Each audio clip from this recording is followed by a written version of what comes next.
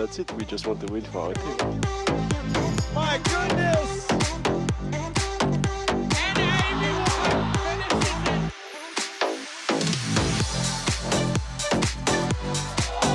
Yeah, we're just as good as the men. We're better. It's a huge point for the Bay Area.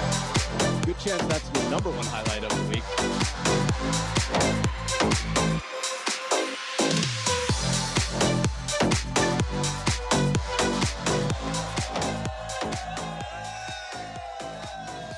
Welcome, welcome, welcome. It is time to get down with the Get Down. I'm Ryan Willard, and this is Major League Table Tennis. This is day 2 of week 12 of the last event of the East Coast regular season, and we're in Lawrenceville, New Jersey at Rider College for this MLTT event. Now, we're about to get crazy, and we're with my people, the people of New Jersey. Can I hear you right now, New Jersey?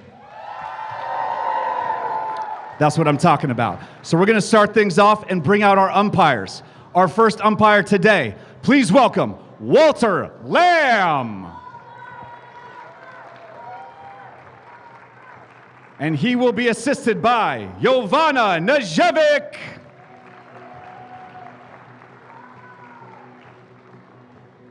And now, we've got the teams. Ladies and gentlemen, currently in 3rd place in the Eastern Division, please welcome the Florida Crocs.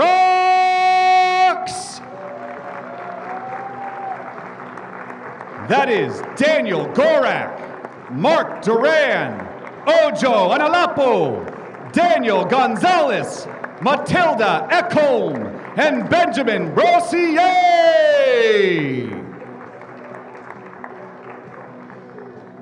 And today they're going up against a team that came from behind yesterday, won the Golden Game, and won the entire match. Ladies and gentlemen, please welcome the Chicago Wind!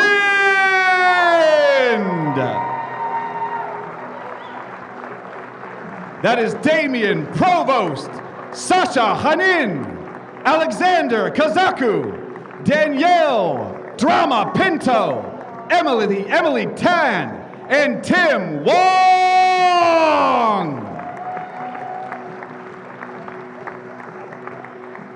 We've got some amazing table tennis for you today. Thanks for coming and thanks for tuning in. Let's shake hands and let's get it on.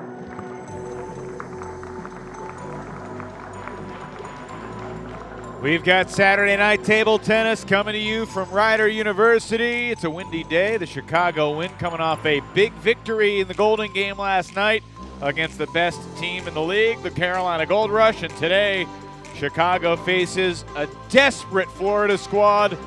After a very disappointing Friday night against Princeton, it is basically do or die time today for the Florida Crocs. The final weekend of the regular season and the final match of the year between Chicago and Florida. The Crocs are not out of it, but after a strong first half of the season, they have faded. They came into this weekend just 3 points behind Princeton after getting blasted 18-3. That gap has widened to 18 points. 21 points up for grabs today, 21 more points up for grabs tomorrow. And the top 2 out of the East will be in Chicago for championship weekend. The first MLTT championship experience at the end of April. We say good afternoon and welcome again, everybody. Evan Lepler with Matt Hetherington. And Matt, the Florida Crocs did not show up last night. They had a lot of close games, but they lost a lot of close games. And this is all about how they respond today. Yeah, I mean, four Golden Games against the Revolution, 4 Golden Games lost. You have Gorak coming out 8-1 in the lead in the first game of the match and going from 8-1 up to losing. They can't afford that. And, they're in a very difficult position. Obviously, Princeton have moved ahead of them quite substantially. They can't afford any errors from here on in. Chicago Wind, as you said, coming off the back of their second win in just this year against the Carolinas. So plenty of potential for an upset there. We'll see how this plays out. Now, Chicago's coming off a great performance against Carolina, coming from behind in the Golden Game, something we had not seen in a very long time, but Chicago has not had a ton of success this year against Florida. The Crocs are actually undefeated, 5-0 in team matches against Chicago. See how the alignment sets for today's competition, beginning with Damian Provost and Daniel Gorak. Just the second meeting of the year between those pair of first-round draft picks. What else catches your eye on the agenda for this first match on this Saturday here in Jersey? Actually, I think the singles number 3 between Pinto and Gonzalez. Gonzalez is a player that we haven't seen as much in the Florida Crocs lineup, or Pinto has been in almost every match, I think. But both very explosive players. Gonzalez, he's had some outstanding matches. You look back at his matches with DeSantalan against Timothy Wong. I think it's going to be a very fast-paced match between those two players. Well, on the final day of competition in February in Winter Haven, Florida took on Chicago, desperately needing a win. And out of the 21 points that were available, the Crocs got 17 of them. They're going to need a similar performance today. 11-10 or 12-9 win probably is not going to be good enough for the Crocs to get back into the playoff picture. And a reminder, 3 games to 11 in each of the 4 singles matches and the 1 doubles match, all leading up to the Golden Game. And look, Chicago for the 3rd time this season came from behind to win a Golden Game. That's something that we had not seen since early January when Chicago did it against Carolina. Yeah. And the only comebacks to win Golden Games since the calendar flipped to 2024 were both the worst team in the East statistically defeating the best team in the East statistically. So that just goes to show you. You never know. All right, Provost versus Gorak. 2 backbones for their respective teams. Let's see how this one goes. First time they played was in November. Provost won 2 of the 3 games to earn 2 points for the win. Provost strikes first on the initial serve. Last month, Daniel Gorak faced Sasha Hanin and took 3 straight games against him, so Eric Owens switching that matchup around. Owens chose Damen to start. Frank Arias had Gorak go against Provost here. Owens chose Damen to start. Frank Arias had Gorak go against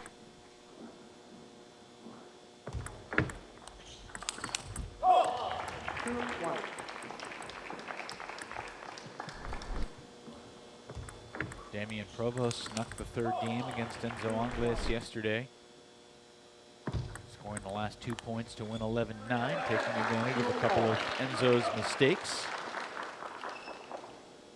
Yesterday, Gorak had a roller coaster of a match against Jishan Liang.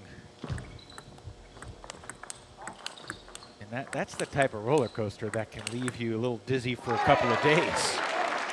And that's the most interesting thing about today is, that's the type of roller coaster that can leave you a little Florida dizzy for a couple of days. Find its equilibrium after that roller coaster ride yesterday where they got dizzy, nauseous, and it did not end well. Yeah, I mean, if we look back at Winter Haven, the last round of the East Division, again, Florida had a really bumpy start, but they totally blew out the Chicago Wind in the last match. It was 18-3. 17-4. 17-4, close. But that's the kind of result they have to try and repeat here. 18-3. And if they can't, 17-4. 17-4, close. It's pretty difficult for them going into Sunday against Carolinas to get the results that they need. Before February, 3 previous matches all went 14-7 in Florida's favor. Back in September, the first ever meeting was a 13-8 win. That was the only time that Chicago held a lead going into the Golden Game against Florida. But the Crocs are 5-0 in matches, 5-0 in Golden Games against the Wind. What have you noticed through the first 8 points here today with Provost and Gorak? I think pretty steady start. Both trying to figure out tactics that work with pace. I mean, pace is the important thing here. Damian, he mixes up the pace a lot, but he tends to play slower. Gorak tends to play faster.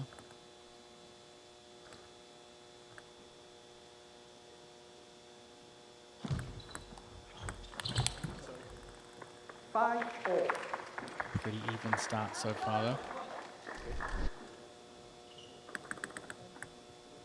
Very nice crowd on hand, expecting one of the bigger crowds of the year this Saturday night here in Lawrenceville, New Jersey.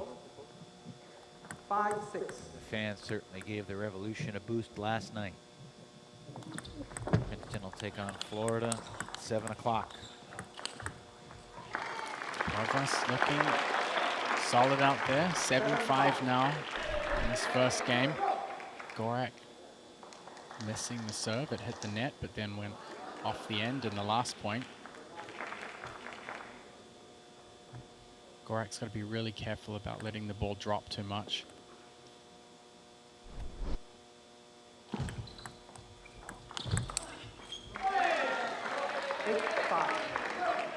I think Provost is such an awkward player for a lot of these A players, even on the East Coast, to play against.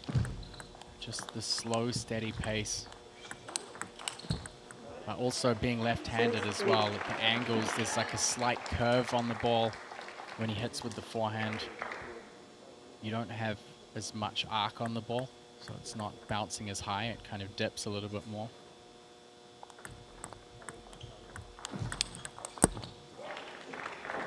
Gorak back within 1. Both these players among the top 10 players in the league entering this weekend in the latest batch of MLTT individual power rankings. Gorak number 7, Provost number 9.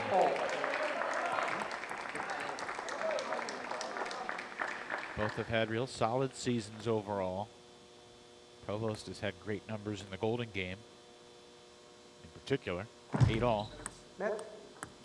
Gorak was the beast of the Golden Game the first couple of weekends, really the first weekend of the year. Yeah. He was unbelievable.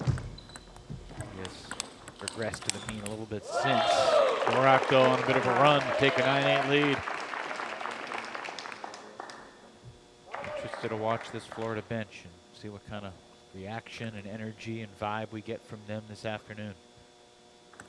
Yeah, they need to bring something different to what they had yesterday, that's for sure. 9 all as Damian Provost flicks a winner. And I think it's fair to say, Matt, the Crocs were just shell-shocked by what happened yesterday. I mean, they stuck around the venue for a long time after the match concluded, just kind of sitting silently, staring out, looking for answers. A score margin like that really throws their weekend into jeopardy.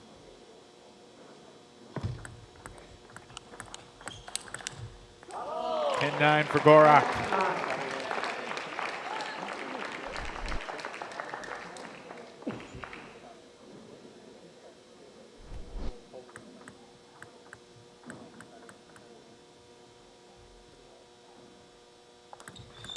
Deep serve catches Provost off guard, and Gorak takes game 1, 11-9. Really good placement there. Gorak, one of the few players to use that long, faster reverse pendulum serve. It's so hard to get the range of wrist motion you need. Straight into the elbow. Great finish for Gorak for game 1.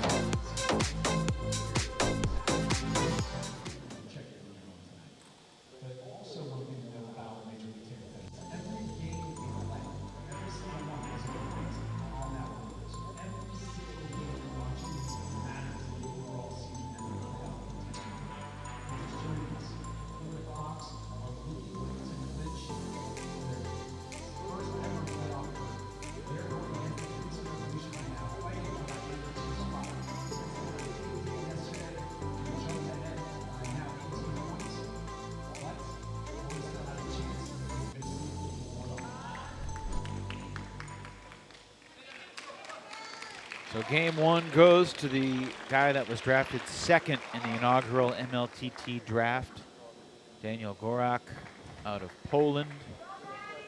Damian Provost was the 5th selection. It's certainly interesting to look at the draft results now. And which players have exceeded their expectations. There's certainly a bunch of them.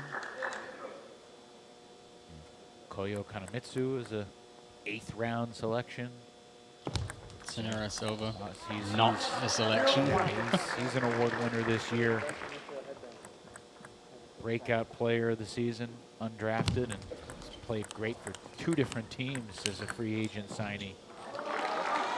And Provost off to a solid start here in game 2. Takes the opening pair, both on Gorak serve. I think Provost's got to take more advantage of his down the line shots, especially on the backhand side. He covers the forehand angle so well. Especially with the early counters.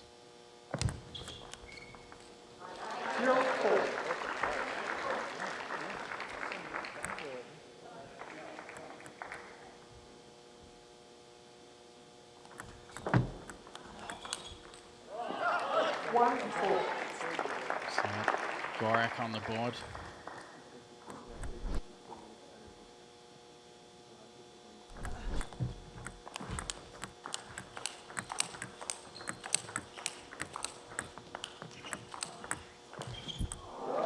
Best rally of the match so far. Gorak outlasting Provost to get back within 2. Does one of the players have an advantage in a long rally like that over the other in your mind? I think when their back's off the table, Gorak's probably a little bit more explosive.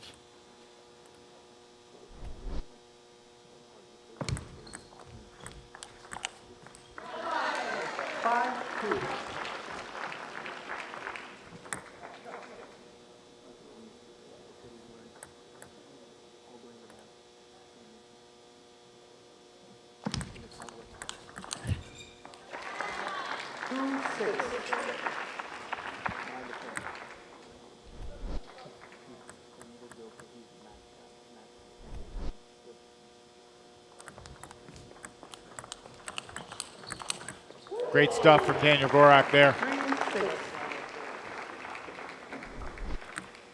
Yeah, I mean, this is the big difference for him is if he can stay over the table. If he can catch the ball at early timing, just not letting it drop. That's textbook stuff from Gorak. I mean, if you let the ball drop under the table against Provost, then you kind of are forced to kick the ball up more. Provost is not a short player. He's got a good height advantage, plays well over the top of the ball.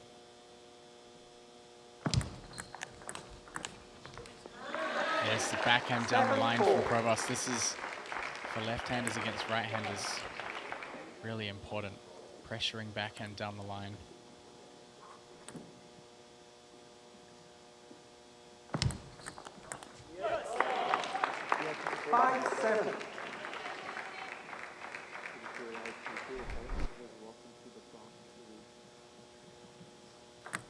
Going back to Gorak's match yesterday against Jishan, he had an 8-1 lead in game number 1.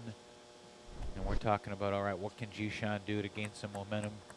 Thinking about game 2, and then he runs off 10 consecutive points to win 11-8. 6-7. Gorak responds by taking game 2 11-4, but then he's got multiple chances. Unable to finish off Jishan in game 3. Jishan took it on a golden point, 11-10. Deep serves work well so far today for Gorak. Yeah, and he's capitalizing off any soft ball from Provost, whether it's a soft topspin opening or a soft push.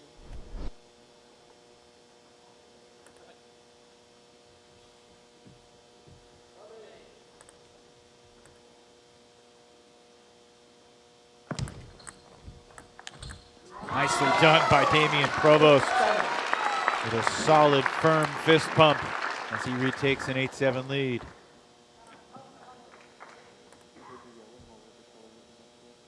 There are more winners than errors in this match.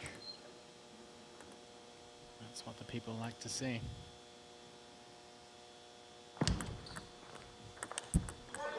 Great opening against the half long.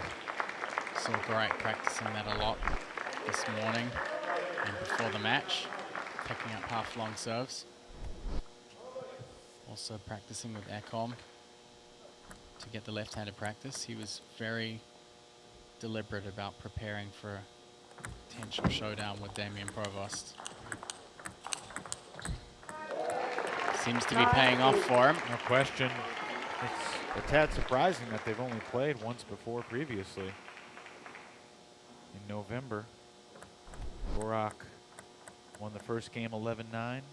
Provost won the next two 11-6.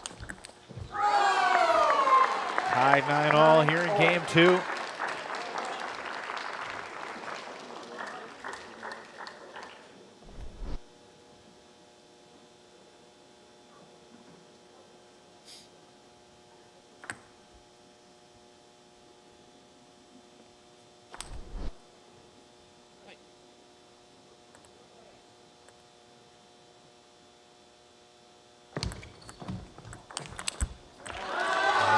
Solid opening from Provost. So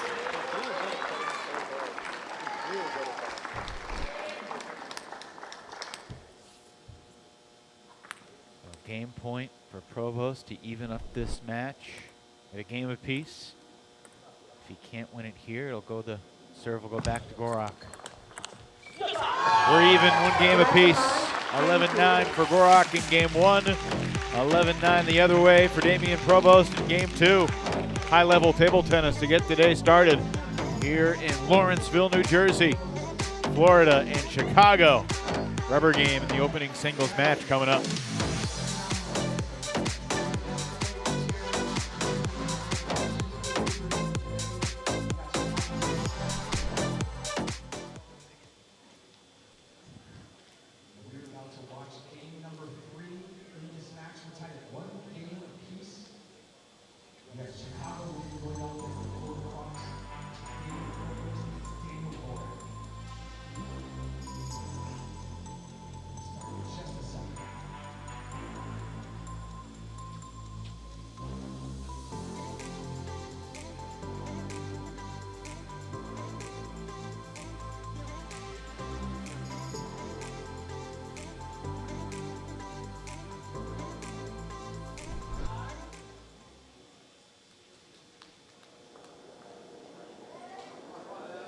Standings getting updated after every single game with so much on the line.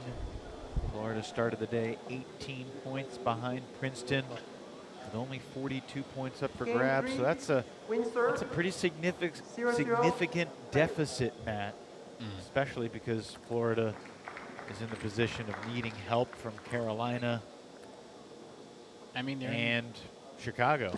Yeah, I mean, they're in the position now where it's got to weigh on Gorak a little bit more, because every game that's finished now is one that they're not going to get. It's a point gone, and you don't feel that early in the season, but now it's like there's only a certain number of points left for them to get. The magic number for Princeton to clinch, I think coming into today, is 24. So any combination of Princeton games won or Florida games lost would clinch that second playoff spot for the Revolution. So at this exact moment, that magic number is 23 because of the Provost win a game ago. So if you think about it that way, I mean, Florida needs to play well enough today to stay alive. And look, Princeton has to deal with Carolina, but the last time Princeton played Carolina, it worked out all right for the Revolution.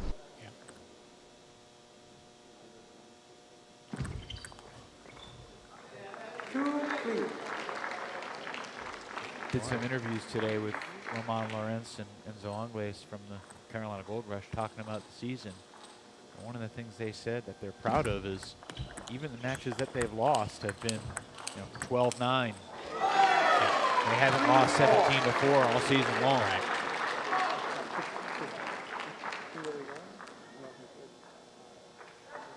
Every single point matters. Every single game matters. Yeah, I mean, I think every other team in the league, East and West, have suffered from inconsistency at some stage, except for the Carolinas.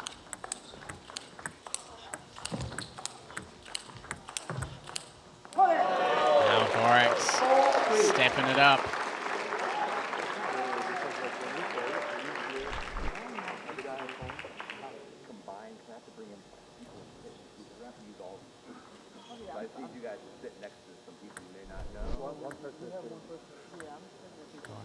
Just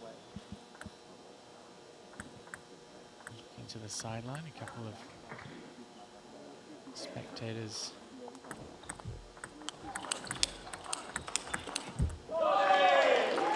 Gorak, I feel like in these countering rallies between Gorak and Provost, just Gorak's been able to get himself on the front foot better, especially with the forehand.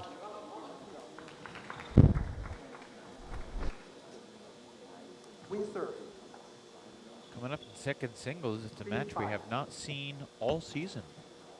Kaku and Onalapo. Big hitters, both of them. Should be fun. Who's the favorite in that match in your mind? It's a complete split, I think. I mean, Kaku, I feel like Kaku can perform with a bit more stability. Ojo's been a little off recently, but if Ojo hits his stride, then he could definitely get the upper hand for sure. Ojo lost 3 straight games to Preshepe yesterday. Kaku has not played yet this weekend. He was inactive yesterday.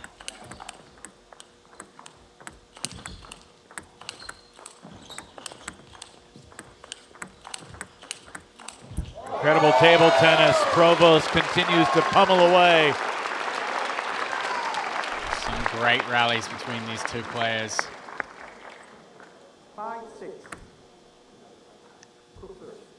For a guy that describes his playing style as safe, Provost ripping the ball a little bit here. Really keeping the pressure on Gorak, who sails that one long. 7-5 lead for Provost. If Damen can close this out, this would mimic the previous matchup between these two, with Gorak winning game 1 and then Provost taking games 2 and 3. Definitely seen some more signs of frustration from Gorak. Just dropped his racket after that point on the floor and caught himself kind of giving himself a wake-up slap at the before they switched ends in this game as well.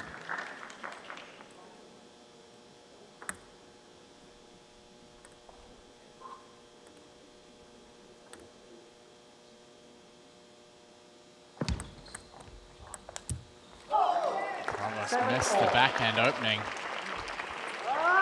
Tied up here again.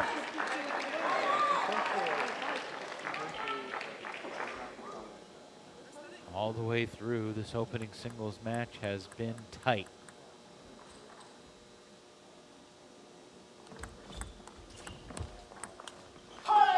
Provost again missing the backhand down the line.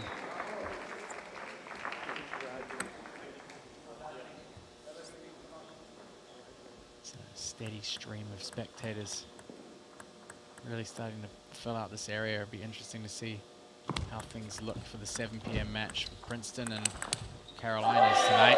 7-9.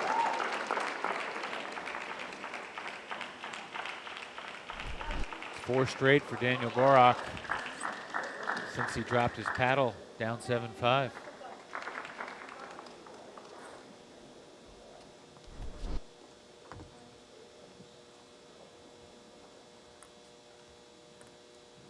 Two huge serves here for Provost.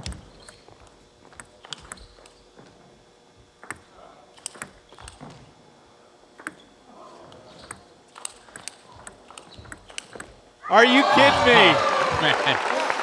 Provost felt like he had the point and felt like Gorak was going to steal it. Look at how early Gorak stepped around on this to get the counter attack in, just to have it swatted away 1 ball later.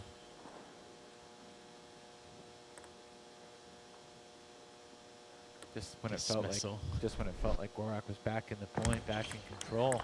Another deep serve and Provost 9-all.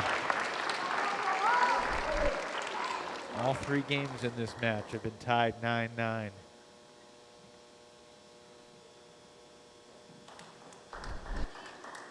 Either 2 or 3 points left.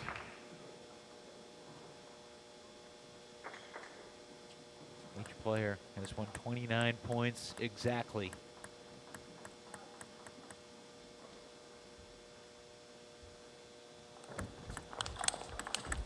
Oh, Damian Provost. If there was ever a better time for it. 3 points, 3 forehand counters. That's about as much power as we'll see Provost use with his forehand. Gorak taking his time, thinking about it. 9 serving 10, game point Provost. And it's into the net. Provost comes from behind. And another tough beat for Daniel Gorak and the Florida Crocs. Provost finds a way in a riveting display of MLTT action to get this Saturday night started.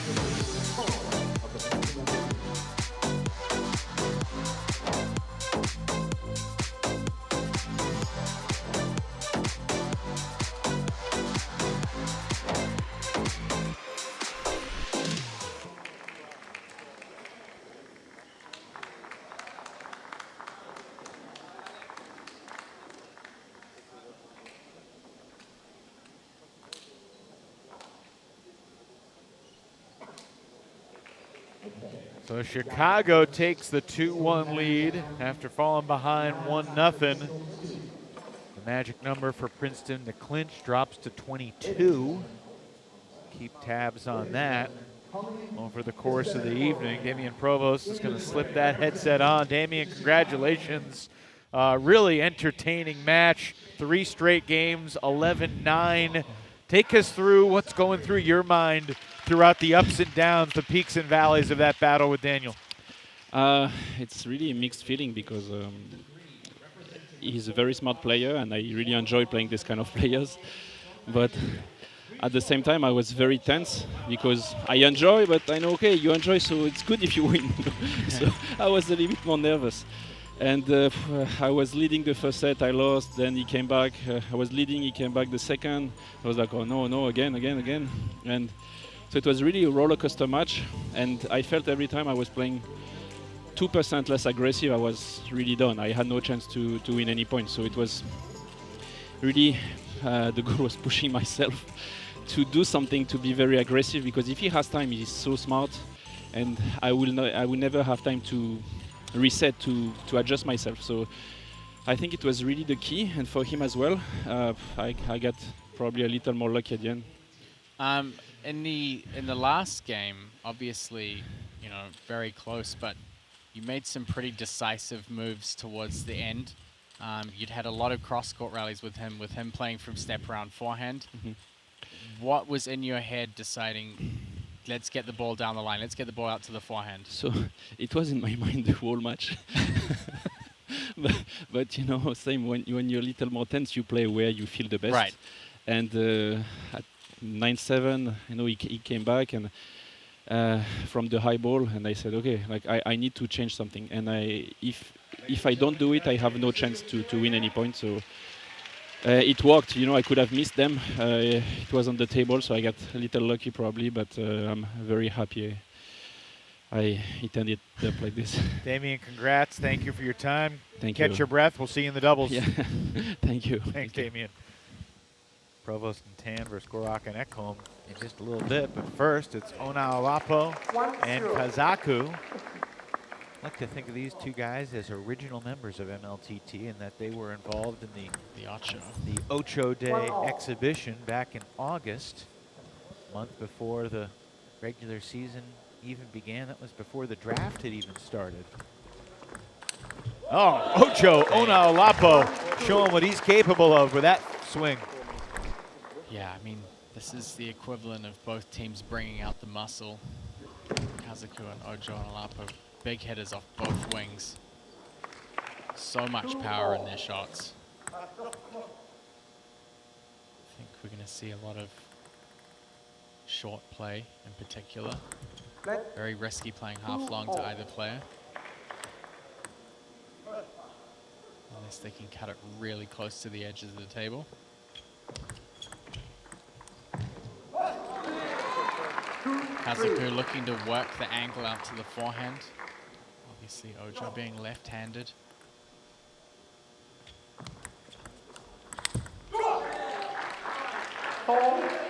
Kazaku is a 4th round draft pick of the Chicago Wind. Ocho Onalapo has a case that he might be the best 7th round selection that any team made in the 7th of the 8 rounds in the draft. And I think it was pretty quickly. 5-2. I remember talking to Frank Arias, the coach of the Crocs, in September, October. You know, Ocho's your 7th pick. Is he going to be among your 5 or 6 players more often than not? Frank's like, yeah, he's played himself into our lineup. Yeah. It didn't take long.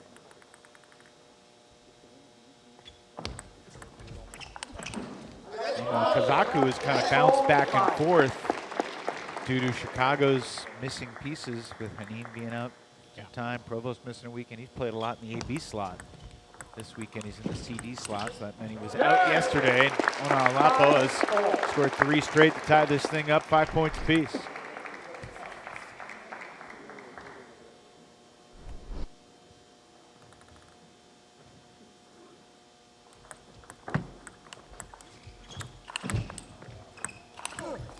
Great stuff from Kaku. He caught Ojo off guard going down the line to the backhand early in the point. Yeah, you don't want to back off against Kaku, so got to keep the pressure early in the point.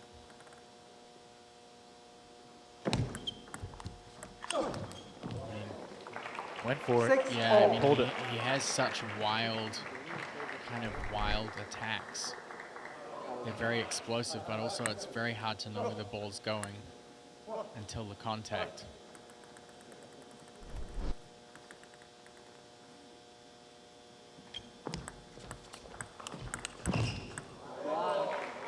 Seven, 6.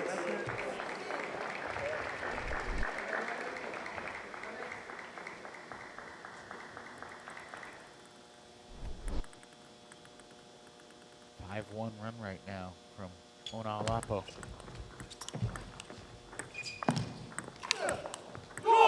Too good from Kaku.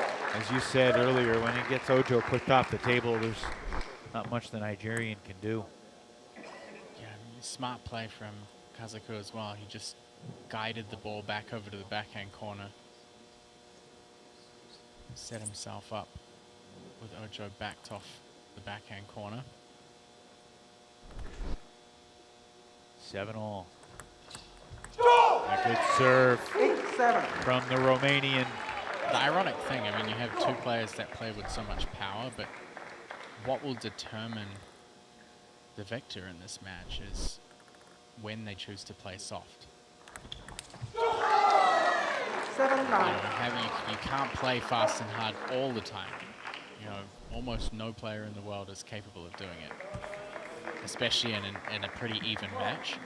So figuring out when to play soft and steady or controlled is really important here. I mean, that was a good example there. Kaku, he could have just blocked out a wide angle to the forehand. Caught out of position.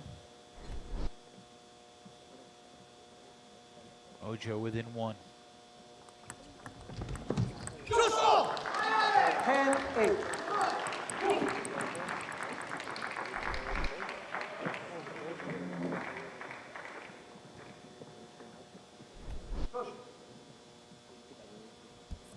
Game points for Kaku on his serve.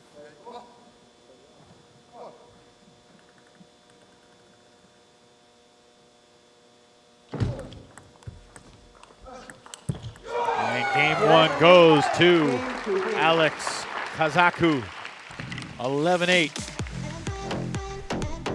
That's 3 straight games for the Chicago Wind, who are in the process of putting a really nice final regular season weekend of the season together. 12-9 win over Carolina yesterday, 3 of the first 4 today to Chicago.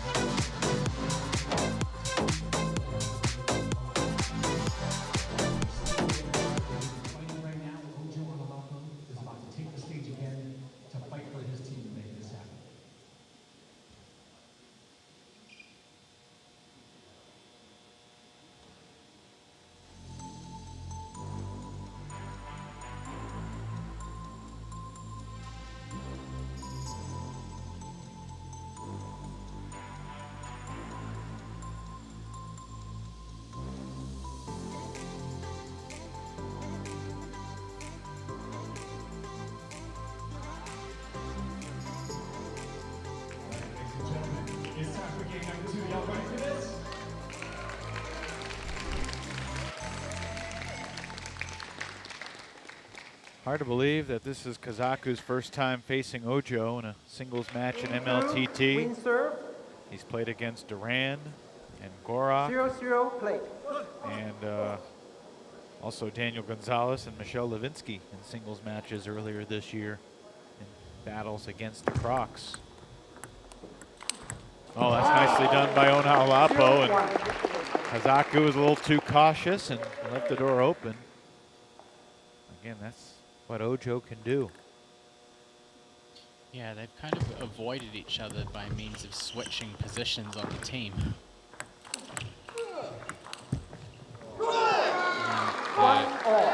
One week that Ojo switched into the AB position, Kazaku was playing CD.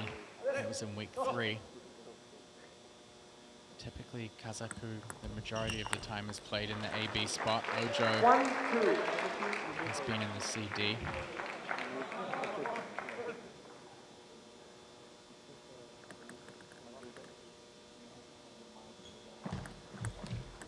Oh.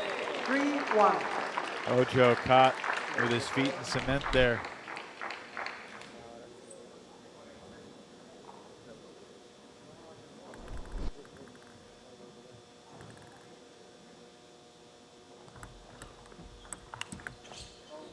Tough break for the Crocs, and that's 4 in a row for the win.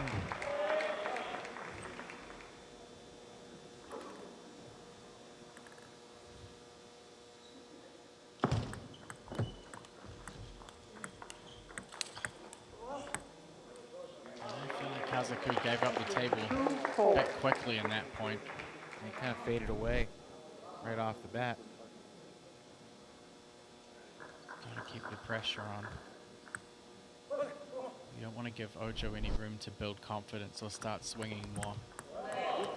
It's going to cause you a whole world of problems.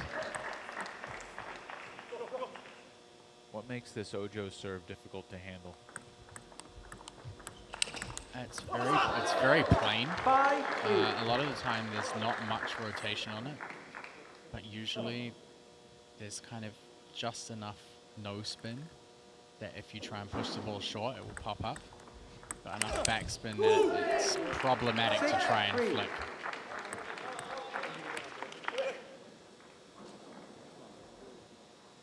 It's funny how it's a really basic serve, but it can just cause nightmares for Kazaku. Just quick reflexes. Missed it with his paddle. Got it with his hand. Couldn't do that again if he tried.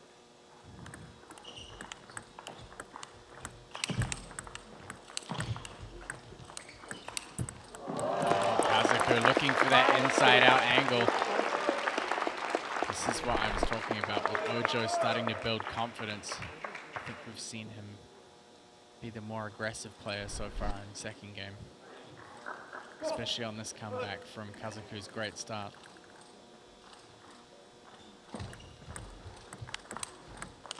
Yeah, Ojo puts it away.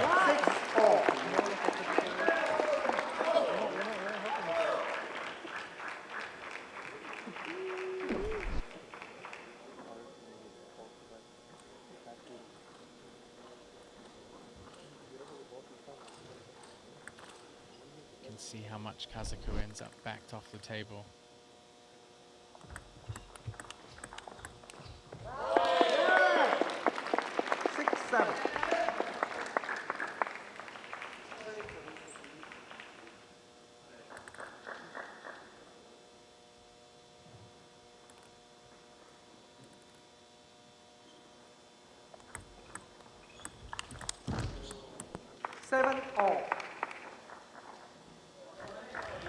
Key here, I mean, against both of these players is when they make those powerful first openings, is to put the pressure on straight away.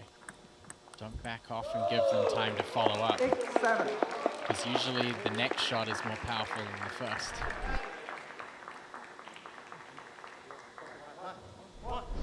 Onalapo has surged into the lead here in game 2. Just like that, we're even again.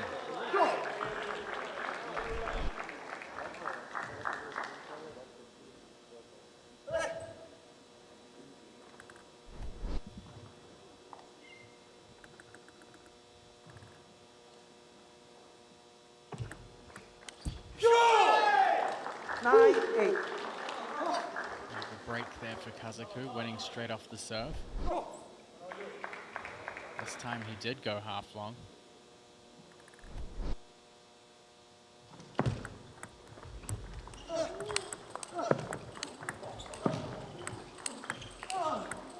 Unbelievable point.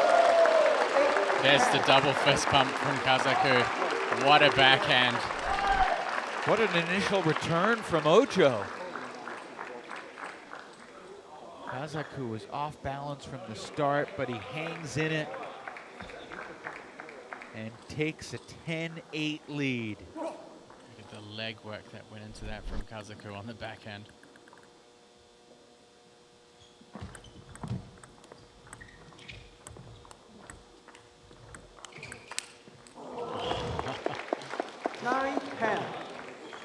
Fans are enjoying this match, Matt.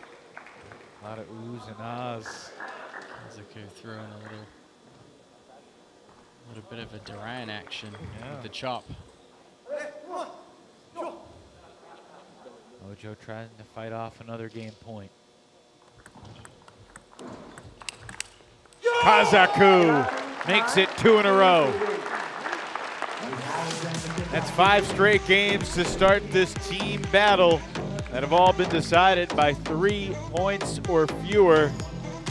Kazaku ekes out another narrow victory over Ojo Onaolapo, and Chicago in front 4-1 on the team tally.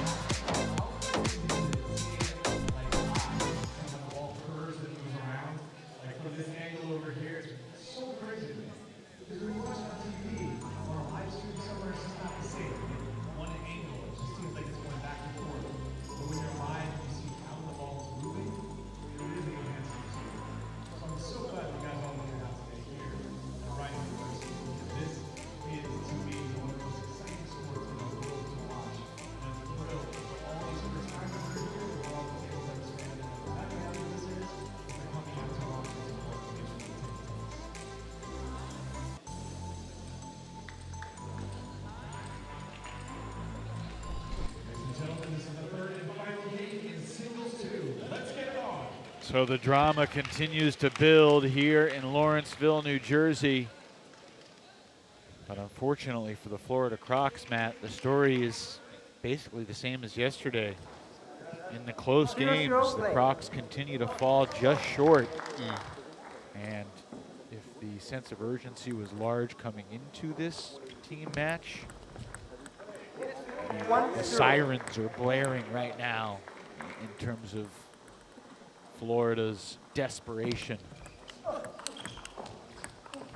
Kazaku going for another back. I think if you look at the Chicago win, they're playing with no pressure at all, and that kind of makes them dangerous here. You know, they don't have a chance of making the playoff, but they could certainly ruin someone else's day. They're playing great this weekend so far. Well said. We see that in sports all the time. Teams playing for pride, playing spoiler, different type of pressure, playing a little bit more loose. Good response here from Kazaku in game 3. What stands out to you about how Kazaku has played the big points in this match? I think he's done well to kind of keep the ball tight, but he's a great retriever as well, even when he's backed off the table. But a lot of similar tactics from both players. I mean, Kazaku will play the ball out wider to the forehand of Ojo and then get the ball back across to the backhand. That's what Ojo's doing to Kazaku. They're trying to play angles in order to back their opponent off the table. And I think in the majority of points, the player that's succeeded in backing their opponent off has won the majority of the points when they've done that. 3-4.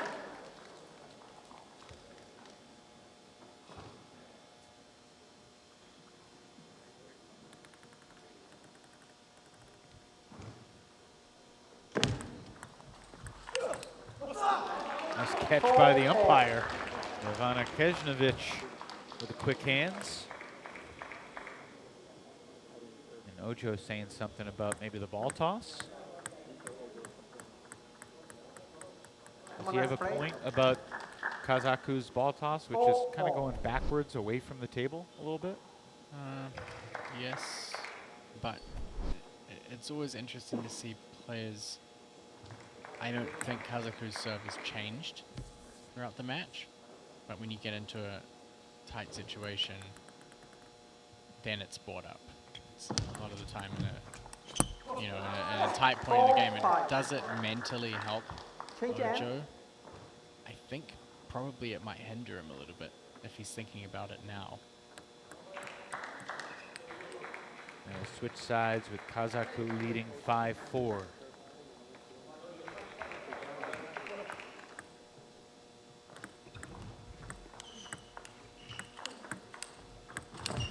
Oh, that caught the edge. And we're even 5 points apiece. You can see Ojo deliberately slowing things down. As soon as he got the upper hand in the rally, he didn't want to overplay too much.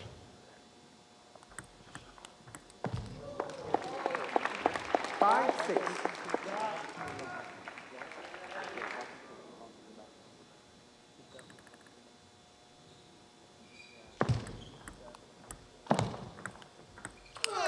Oh, that's Huge ridiculous. Just sat up for a split second too long, and Kazaku did not miss. Backhanded missile from Kazaku.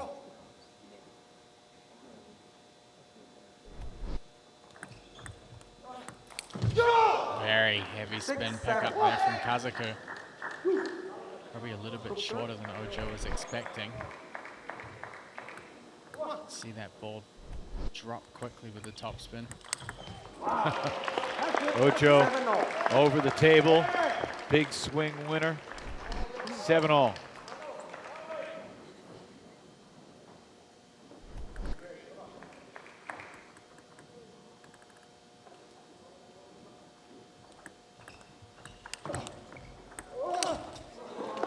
Kazaku misses a big opportunity there.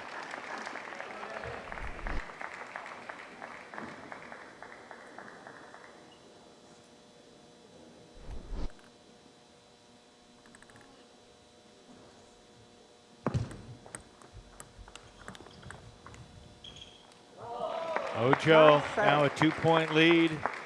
2 points away from salvaging game 3. Kind of a recurring theme here of power players opening with the forehand and then 9-7. the opponent just redirecting the ball back across the backhand. 9-7.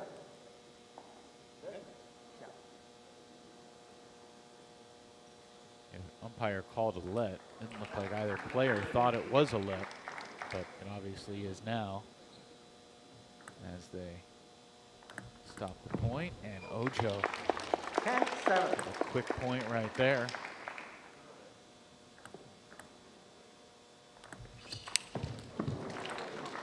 $11-7. That was odd. It looked like the umpire raised his hand The there. umpire definitely raised his hand before Kazaku swung, but they're going to give this to Ojo. That final game goes 11-7 in favor of the Crocs. Instinctively, I think he was preparing to maybe give Ojo a warning for the serve about how high the ball was tossed. Well, Eric Owens, the coach of the Wind, is now talking with Walter Lamb, the head official. Came all the way to the table, which you haven't seen that very often this year. I don't think Kazaku noticed.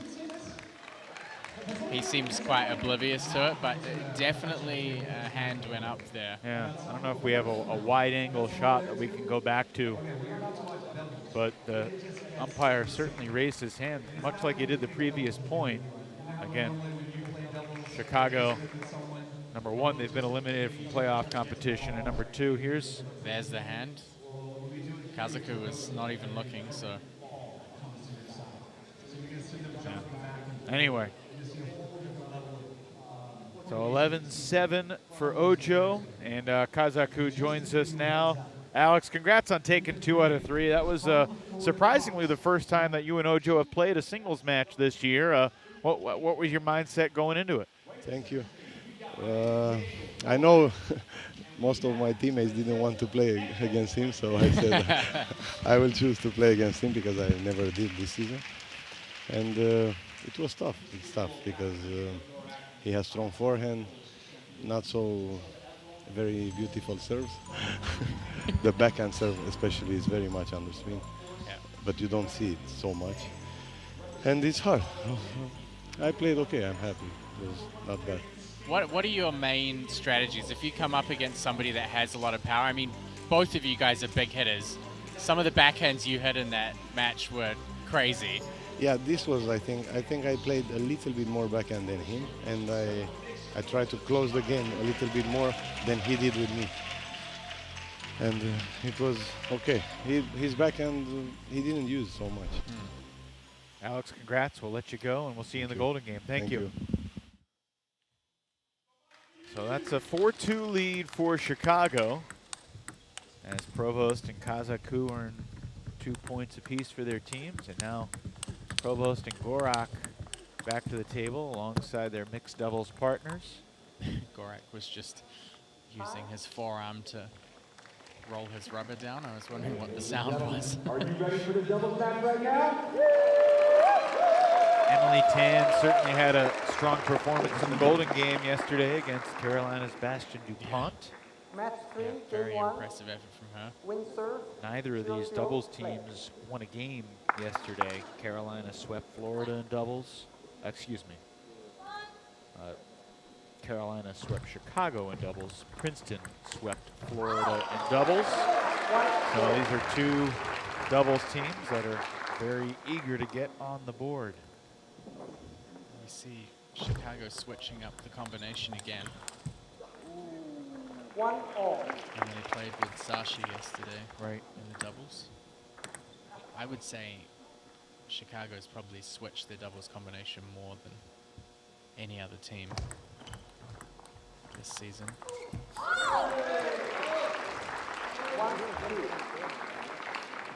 Which is not ideal. No.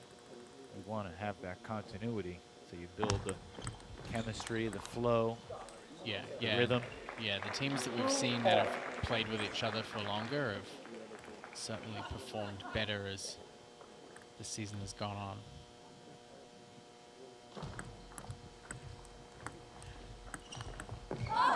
Good stuff from Provost to put that away.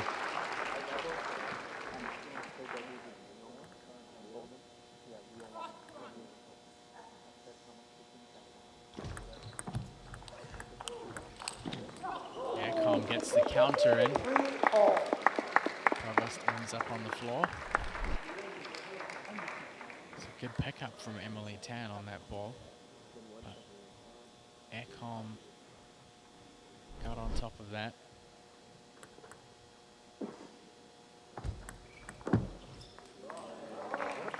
I'm sure Matilda would love to get a win here. I think it's a tough match for her, and particularly yesterday, obviously, as you said, the doubles was a sweep, not in their favor, and then she came into the Golden Game. Had a pretty tough match up there against Preshepa, which is a style matchup that is pretty difficult for her.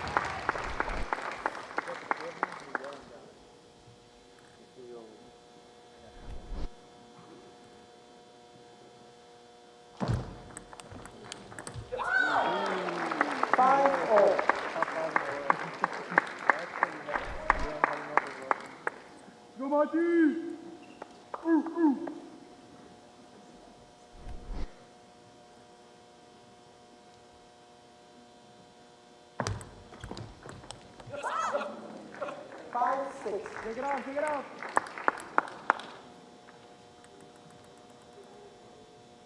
Three straight for Chicago. And now a 2-point lead for the Wind.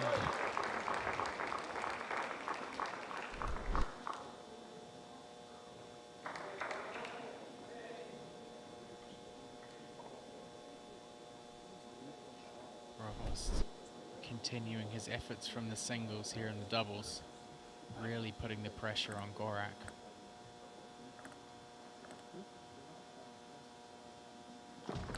Flip. 7-5.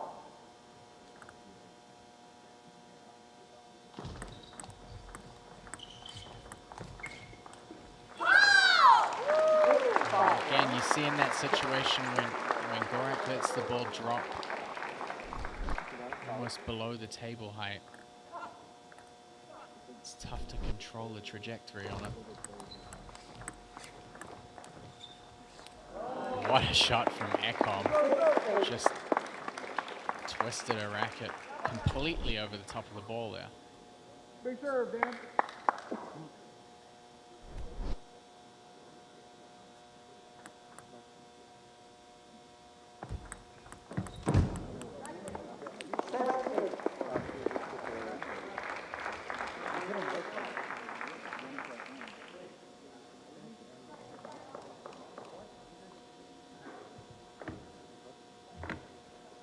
Timeout call from Chicago Wind. Relax, relax. You guys are doing great. Can affect us. Just the push, you know, when you did stable, when we spoke this morning, that's perfect. You had really great touch this morning.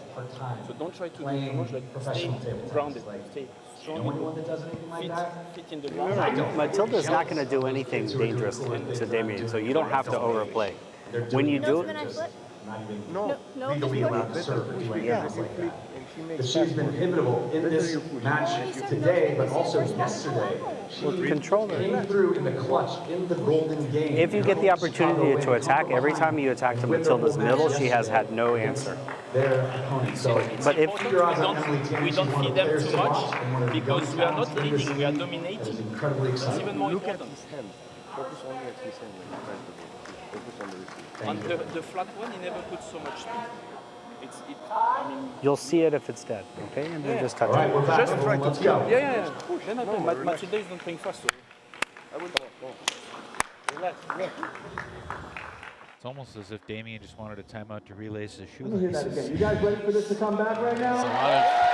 a lot of information relayed there on the bench, particularly on the serve return from Emily Tam. They're trying to get her to kind of cut the ball more against the no-spin serves from Gorak.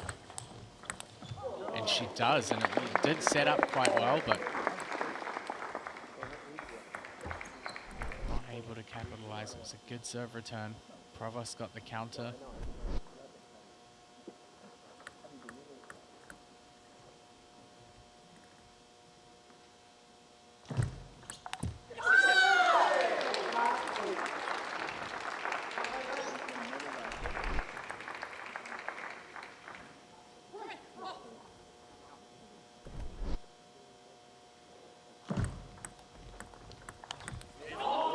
Great flick there from Gorak. Frustration from Provost. 9 points each. Remember, Florida Crocs, they can't really afford to lose too many more games here if they want to maintain a chance at making the playoff. So, if they can get a 3-0 sweep here in the doubles, that would certainly restore some confidence.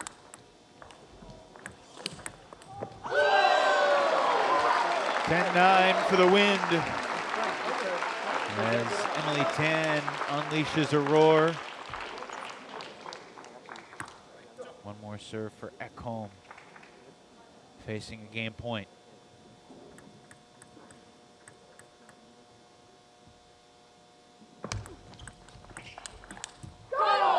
All. Got a lot of close games today, but this will be our first golden point. That's what I'm talking about. Next point winner takes all. This is game number 1. We're at 10-10. Long chat between Daniel and Matilda. They've obviously played together a lot. It's their 21st doubles match as teammates this year. And the opening game goes to the Crocs.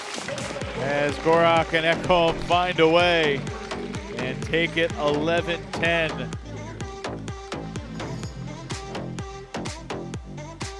All of a sudden, Florida's back within 1 on the team tally, 4 points to 3.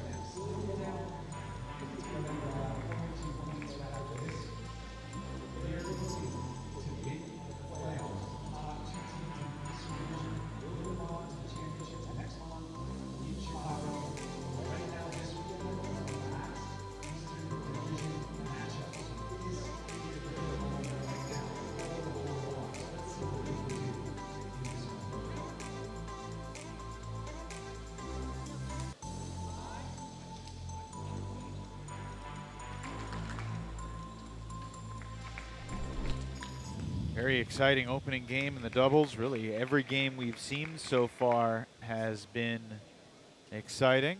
That was Emily Tan's mother up there in the audience. How Not about- here, but the previous. Look at that previous scene. electricity on the vest.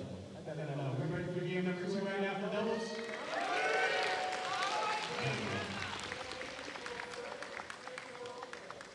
I don't think too many folks in here are going to be rooting for Carolina later today. Can't imagine why. Go, big dead serve.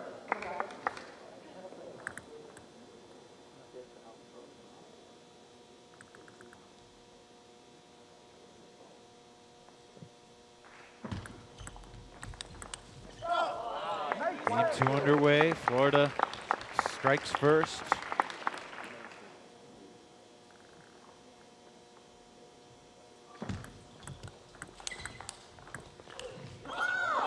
Do you think either side's going to gain an edge here in this doubles match, or is it going to be tight and come down to a few key points?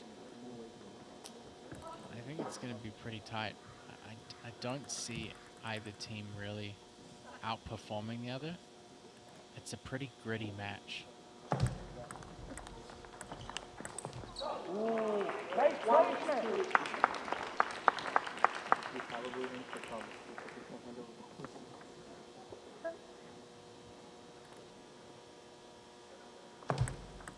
I mean, yeah, points like this,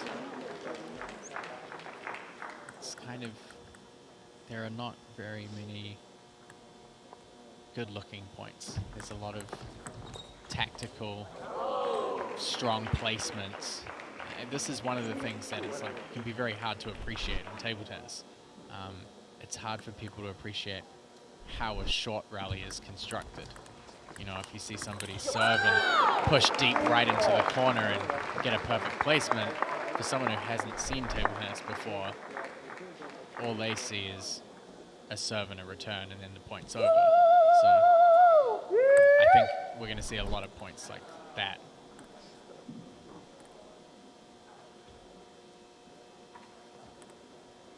Three all here in game 2. There's the link for the MLTT Fantasy League. We're eagerly awaiting to see if Sean O'Neill makes an appearance in the top 50 this week. Hasn't happened yet.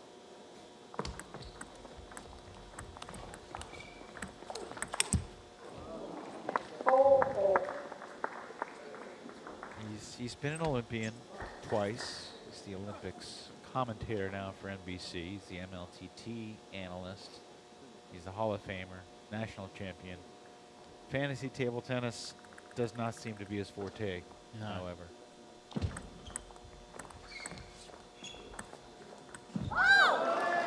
What was that? Slow, just slow pace. These are the kind of point when I said that not many of the points were going to be kind of good looking. This is what I was talking about, you know. Beauty is in the eye of the beholder, man. Yeah, I mean it's Brad Gilbert. It's winning ugly, basically.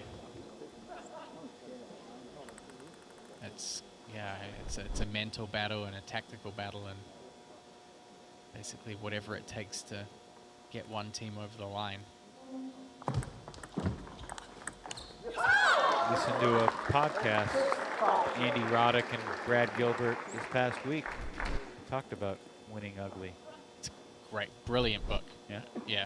I mean, all tennis references, but honestly, for table tennis players, it's great to read. I read it. I actually had it recommended to me by a tennis player before the first time that I played national team trials, and I read it, and so helpful. What were the biggest takeaways? That you don't have to play pretty. You just, whatever you have. I mean, the way that I play is far from good looking. Like, Winning Ugly is kind of me personified. So, very relatable, I think. So this doubles match is right up your alley, is what you're saying? Yeah. Yeah, I'd be right into it.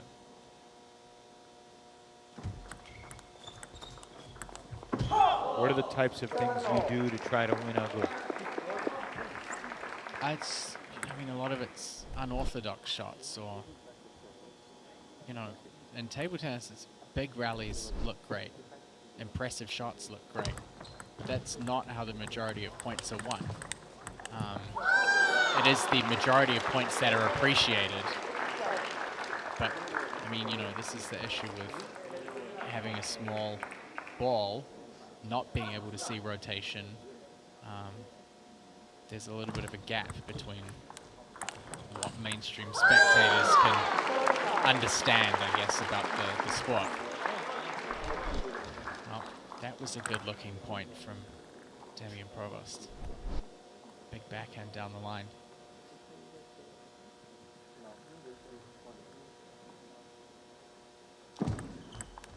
Yeah, but I think that the main strategy is forcing errors. That's what it comes down to. It's not about winning big shots. It's just about making less mistakes than your opponent at this stage. How about that? Gorak with the double bounce drop. Don't see that very often. Almost bounced 3 times before it fell off the table. 1, 2, and off. You could see how far back from the table Provost was. 9-9. Second game going down to the wire as well. 9-9 is a common score today. Bastien Dupont's there in the background, checking the action out. Understandably. Tense moments. Florida leads 10-9.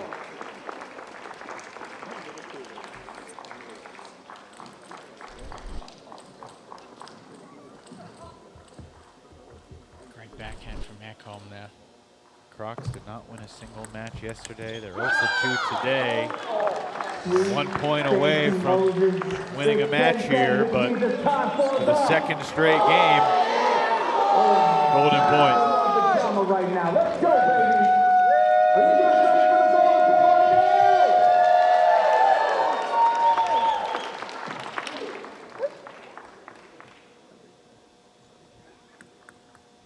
Gorak serves at 10-all.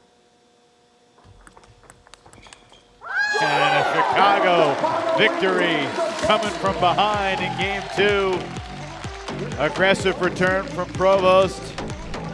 Ekholm gives Damen a little pat on the back as they walk back to their benches. What do you say, Matt? Game 3. Are we going to go the distance again? We'll find out. 1 game apiece in the doubles. 5-3 for Chicago overall. Is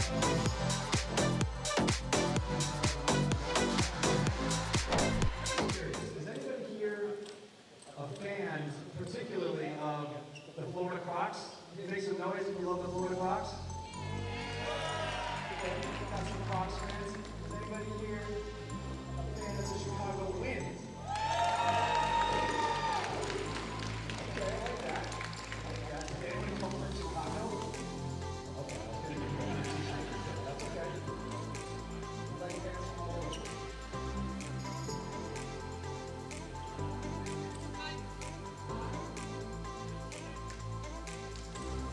All right, ladies and gentlemen, this is game number 3 of the doubles match. Let's get it on.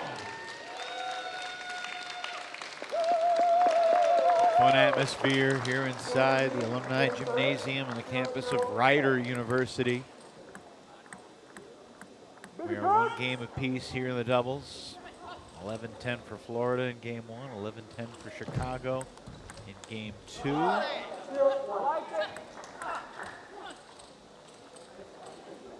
mean, I know it's such small margins, but what, if anything, do you think will be the difference here in game three? Just consistency.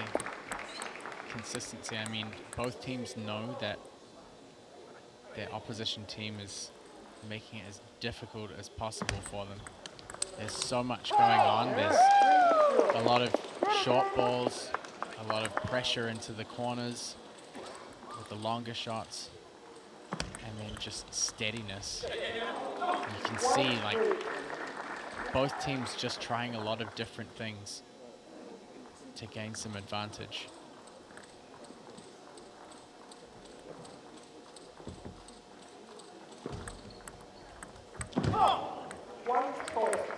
Tan drops it into the net. Gets rid of that ball. It's the ball's fault, man.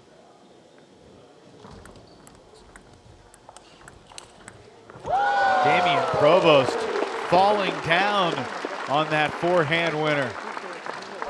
Ekholm made a really solid backhand opening there. It's, I mean, you can't really plan for that.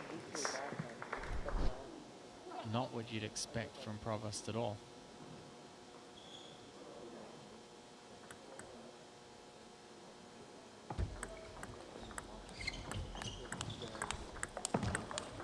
Provost again, that wide angle.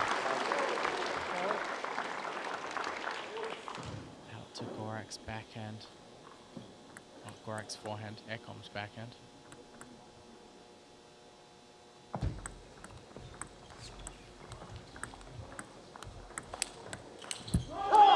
Nice job by Florida, forcing Chicago out of position there, lunging for those returns. I love seeing Damen. He's so frustrated at missing that shot. And then Emily just kind of gives him a reassuring smile.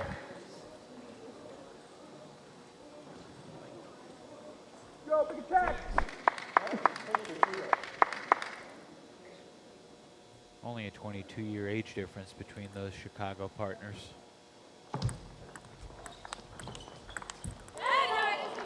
Well, it's always good in a doubles combination to have experience, especially when you have younger youth players from the US. Ekholm just swats that ball away. 7-3 lead for Florida here in game three.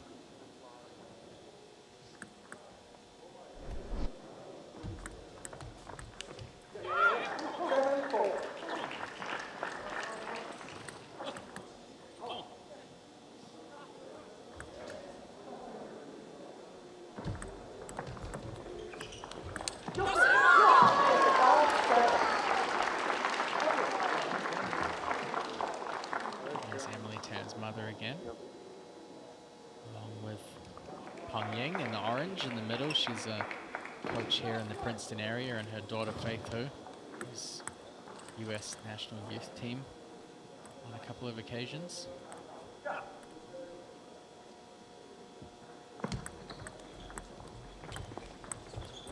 So when you say you could pick someone out of the crowd to come play professionally, some of those players in the crowd probably could step on the table and do pretty well. I think throughout MLTT, there's definitely been a lot of players that have showed up to watch their friends and to support the event. And yeah, definitely some of them could step onto the table and potentially cause some upsets.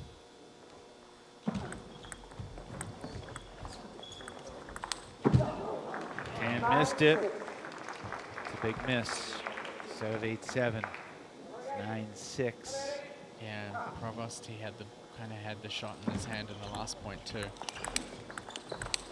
Wow, great pressure from Chicago Wind. almost caught off guard with that backhand.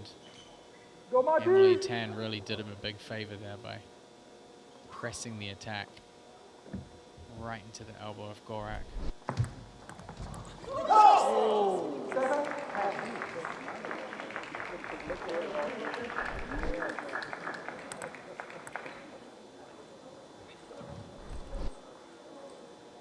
Game point.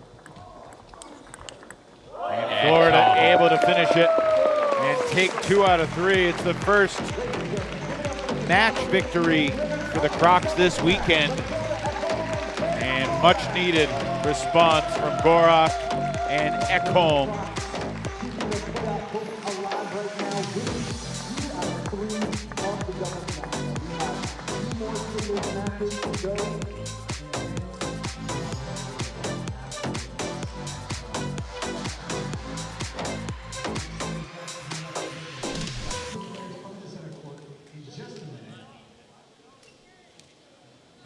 Provost got 2 points in the singles against Gorak, 1 point in the doubles. Just handing out some high fives to some Princeton Revolution fans there. They must have been cheering for him on the bench. Yeah, I understand that. We're going to chat with Matilda Ekholm after the victory in the doubles match, 2 out of 3. Matilda, well done. Obviously, it's been a tough couple of days so far for the Crocs, but you and Daniel just continue to find a way in really tight games as you've done all season long. What stood out to you about that match with Damen and Emily? I think we played really well. It was a good match overall. Both pairs played really well. It was a high quality match. I think in the end we were just slightly better in some small details. First attacks, no easy mistakes. So yeah, it was solid. And when you think about the match, I mean, there were some good shots, not really too many rallies. It was a pretty tight game. It was very tactical. Yeah. What was some of the main things that you were trying to do? Obviously, you know, at the end of it, whoever got the most balls on the table won, and that was you and Daniel. But yeah, I mean, in doubles, it's always like that. You need to strategize. You need to play for your partner. So, like, I like it when Daniel plays the ball certain placement so that I don't have to move too far, because I'm like I always say, I'm not the fastest player in here, but I'm maybe one of the more smart players. So when we play clever, and I can also set Daniel up for easy shots. So we just have to use the angles and take advantage of being lefty-righty, basically. Matilda, what was it like coming back to the venue today after last night, and what did Coach Arias or anyone else on the team say to try to get the team going today?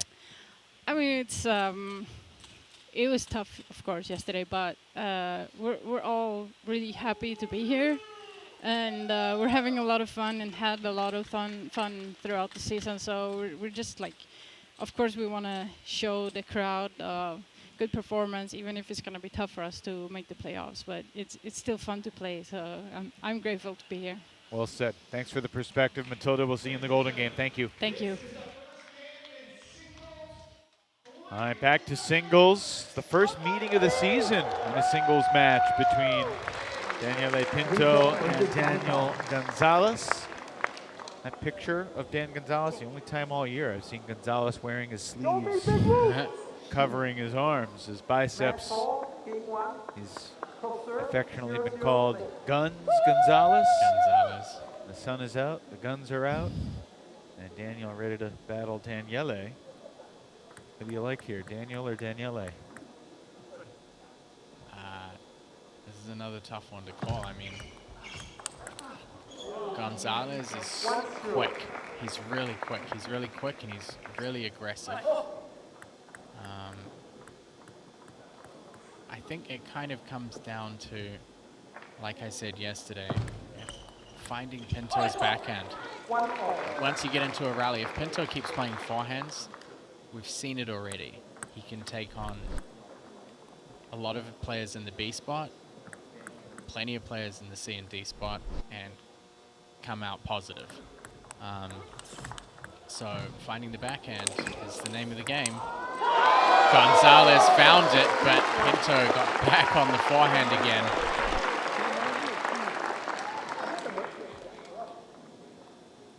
Don't know if there was a little 360 spin in there or not.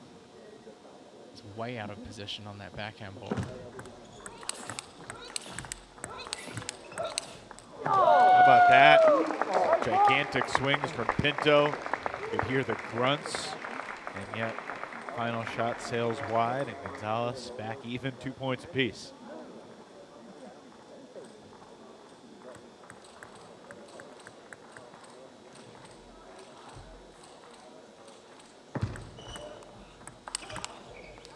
There's Gonzalez, that speed into the backhand. That's really hard for a player like Pinto to step around on, to counter. He has to play backhand. This strategically makes it a big difference in the match.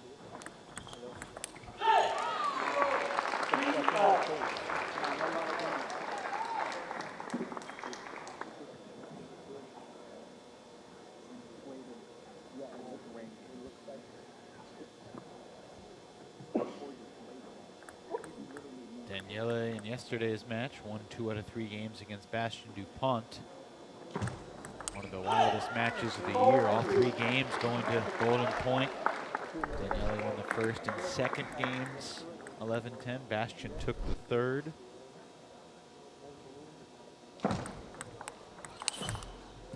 Oh, what a catch! And Pinto tried to go with another dropper. Just remarkable reflexes to stay in that point. Would have been one of the gets of the year. Gonzalez kind of just softly snaked that shot in.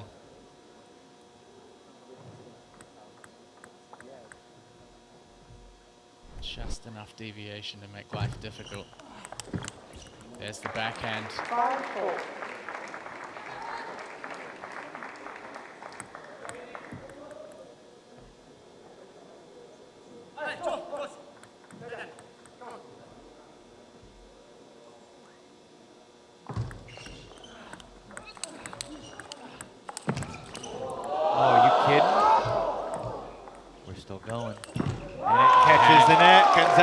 Wins another tough point. Second time here in the first game. Gonzalez from under the table. Look at the kick after the bounce. Big ovation for both players after that point. Understandably so. Wow.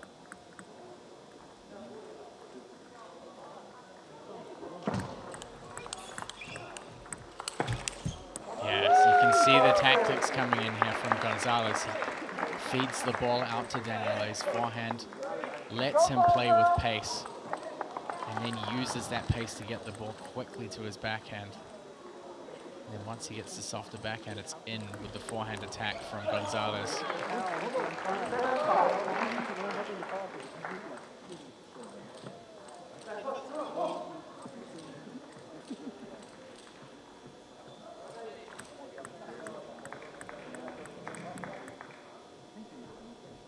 Fans in the house. There's some Major League Table Tennis t-shirts out there.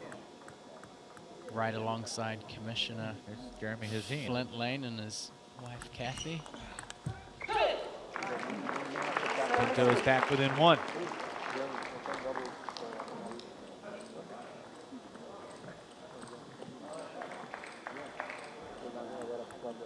Both these guys sporting headbands, but Daniele's headband hiding around much of his head. Gonzalez overhits.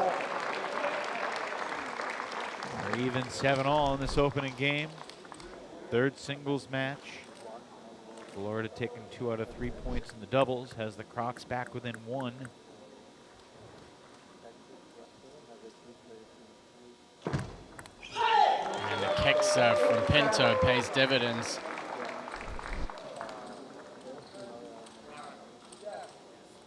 Gonzalez bringing up the free arm from Pinto. Didn't talk to the umpire, he went directly to Pinto. Pinto acknowledging that comment.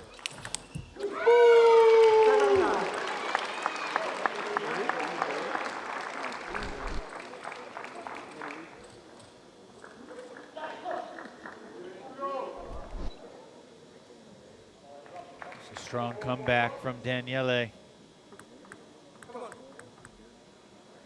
Gonzalez needs these serves. Slow, steady backhand down the line from Gonzalez. Pinto's really stepped it up.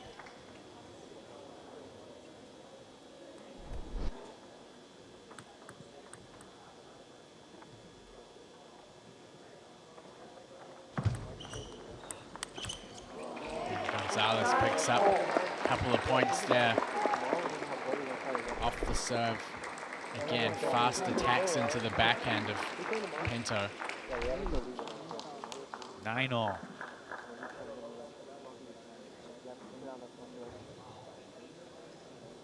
Each of the first 10 games in this match have all been decided by 4 points or fewer. 2-11-10, 4-11-9. Now this one's 10-9 for Pinto. And he's got a chance to win it right here on his serve. Certainly he wants to do, considering Gonzalez looked pretty good on the last 2 points on Gonzalez's serve. Game point. Oh, big shot from Gonzalez. Pinto trying to get that kick serve to the elbow.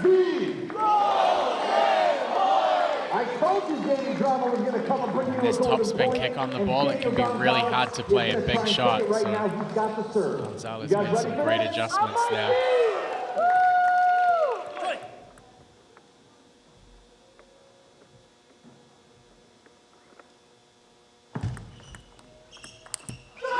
Catching the net, and Pinto prevails by the slimmest of margins. Another tough break for the Crocs. Felt like on Gonzalez's serve, they're about to tie this match up, 5 points apiece. But no, going for the winner, catching the tape. Sails wide. Chicago back up by 2.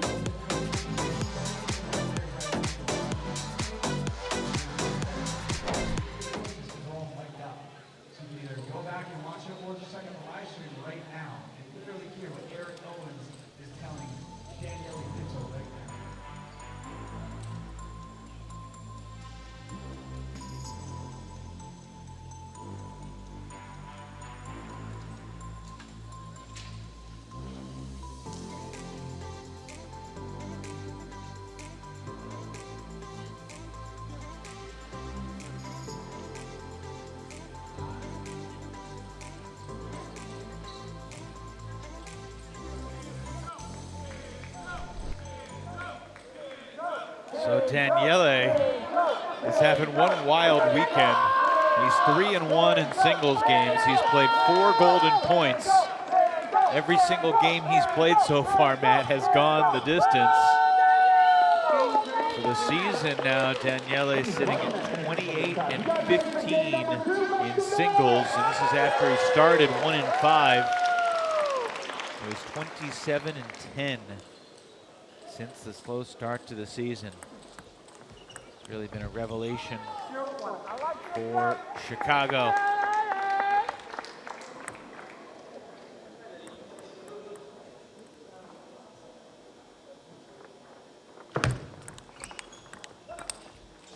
Gonzalez just getting back to starting things off. I was quite surprised. I can understand why he went for it, but I was so surprised that he tried to take that last golden point shot out to the forehand.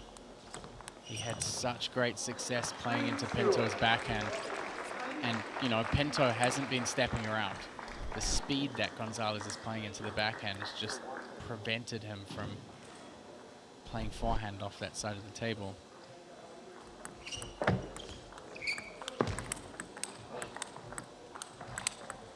4 straight for Gonzalez to start game 2.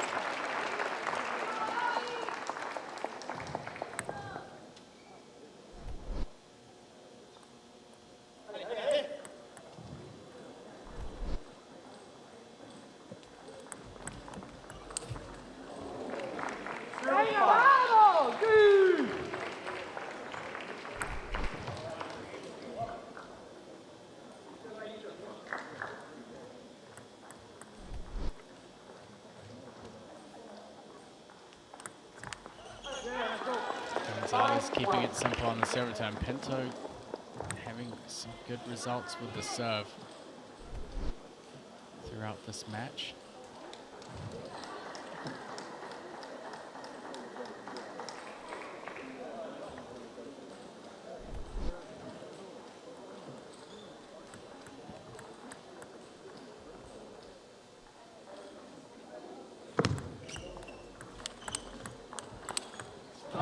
This time, Pinto steps it up on the backhand pressure.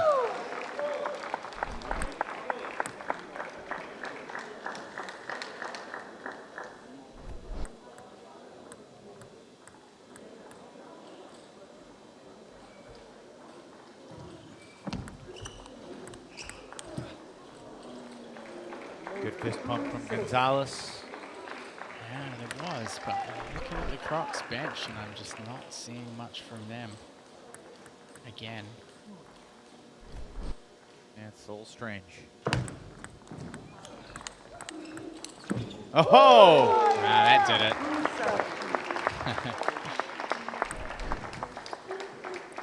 You know, it's a shot worth appreciating when Matilda Ekholm's up on her feet for it.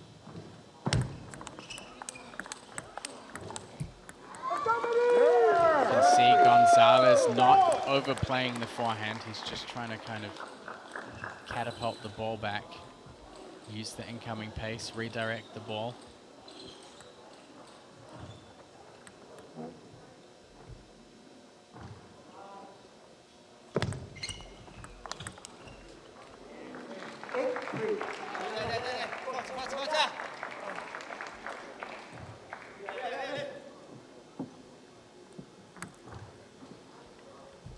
Go, Pinto, big move!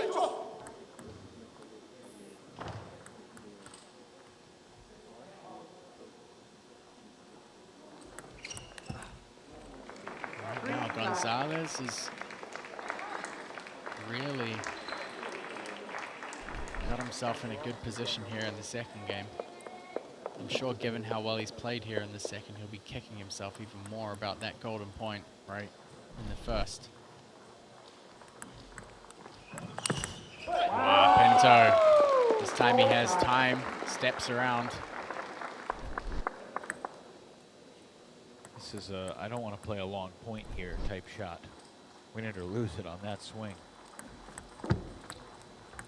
Two straight for Pinto. Back within 4. Florida Crocs do have 2 timeouts still. Gonzalez loses his next point. You think they get a timeout? Yeah.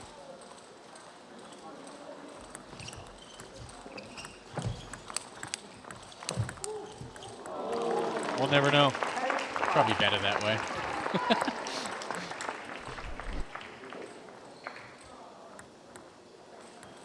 Certainly Gonzalez not looking like he needed a reset after that point. 10-5 game points.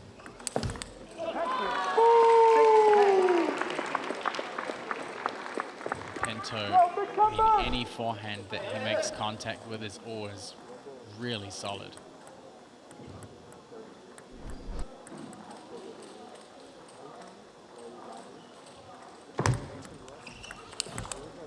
Case in point.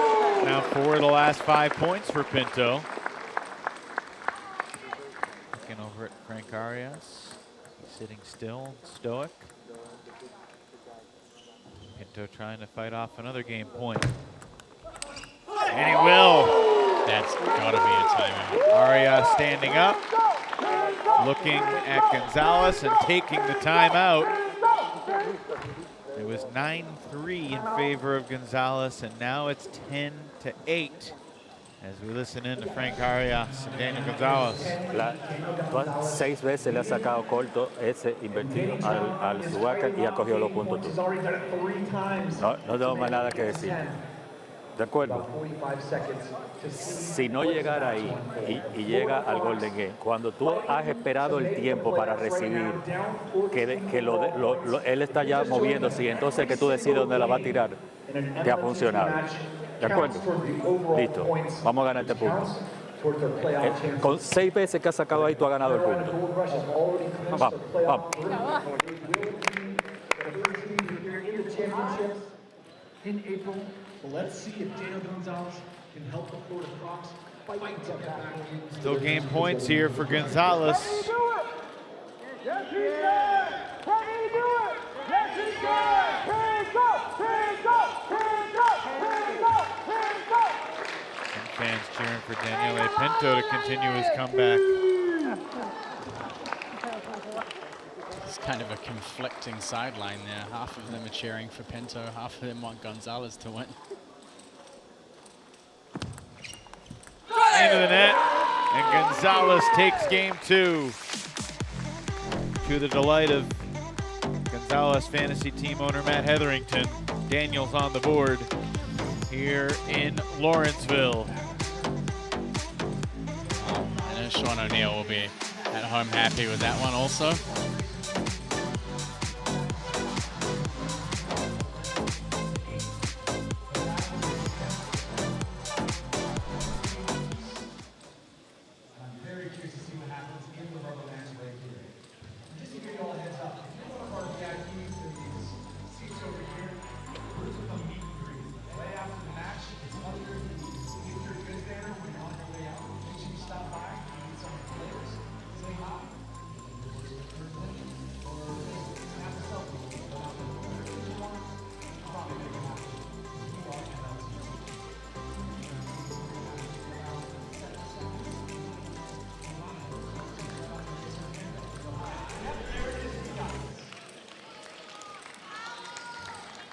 Fans of all types here at the Alumni Gymnasium, watching Major League Table Tennis on this mid-March weekend.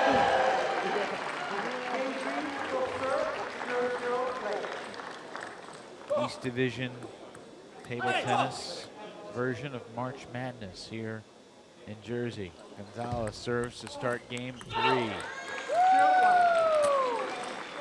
Tomorrow, Matt, across the basketball world is known as Selection Sunday. And Florida is trying to stay alive until Selection Sunday. I mean, the East Division will for sure confirm its playoff berths tomorrow.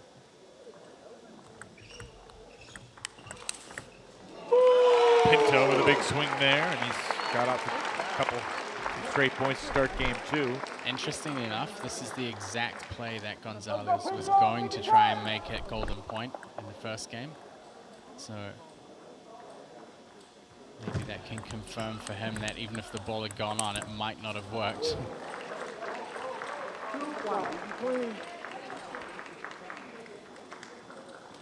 Princeton takes on Florida later tonight. Revolution are going to have a lot of fans cheering for them here at Rider University.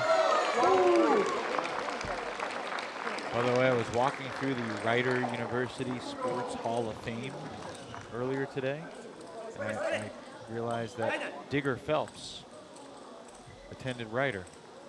Longtime college basketball coach at Notre Dame, analyst on ESPN. He is a member of the Rider University Sports Hall of Fame. The more you know. His shtick on ESPN, he always held a highlighter that matched the color of his tie. And just like you, Matt, wear a baseball cap that matches the color of your shirt. Today only. Gonzalez goes for the reverse pendulum. The double reverse, I think it was off the back of the racket. Yep.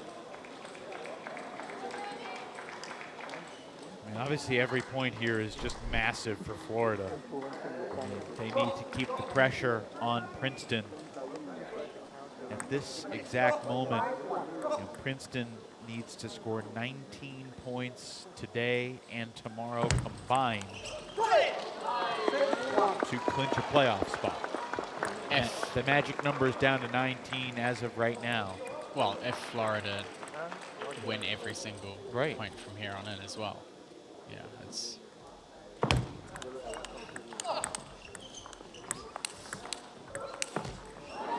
Pinto tried to get back in on the forehand. Found the first one. Gonzalez trails by 4. I if his run at the start of the second game is anything to go by, he can certainly push back into this. But right now, Pinto has a comfortable lead here in the third.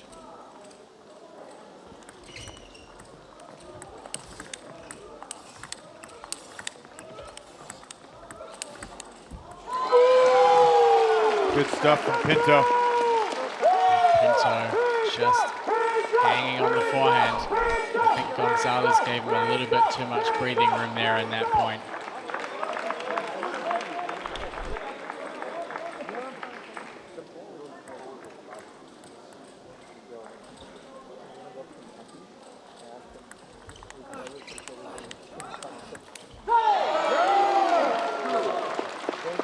This is one-way traffic here in game 3.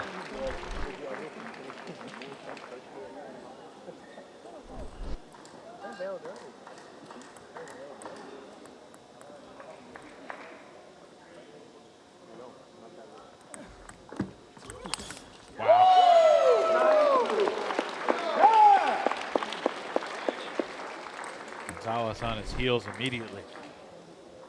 Boom.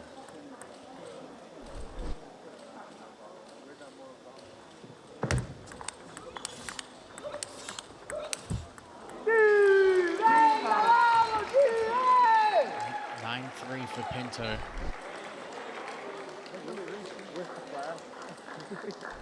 Can he do it? Yes, he can! Can he do it? Yes, he can! Damen, come! Damen, come! Damen, come!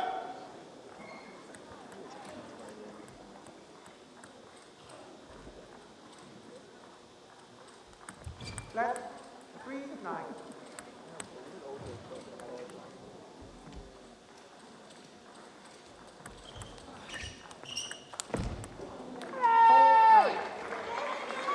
Quite interesting, the guys that are cheering for Pinto are kind of tri-state Princeton area locals, so you almost wonder if they're they playing want the long game. Yeah, well, yeah, if they want Chicago to win, to give the Revolution that better chance of making the playoff.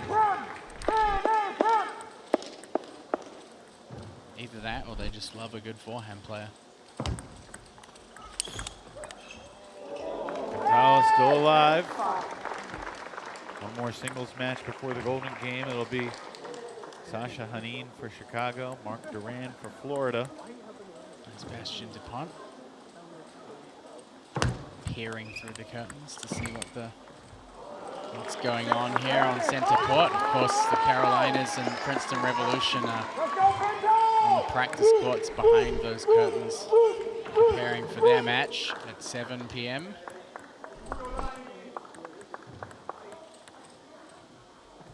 Gonzalez, a couple serves now to try to put the pressure on Pinto. But Daniele able to close it out on Gonzalez's serve. Daniele wins game 1 and game 3 to take 2 out of 3 for Chicago. So Pinto wins his pair of singles matches this weekend. Took 2 out of 3 over DuPont yesterday, and here takes 2 out of 3 from Gonzalez. Chicago leads 7-5 heading into the final singles match before the Golden Game.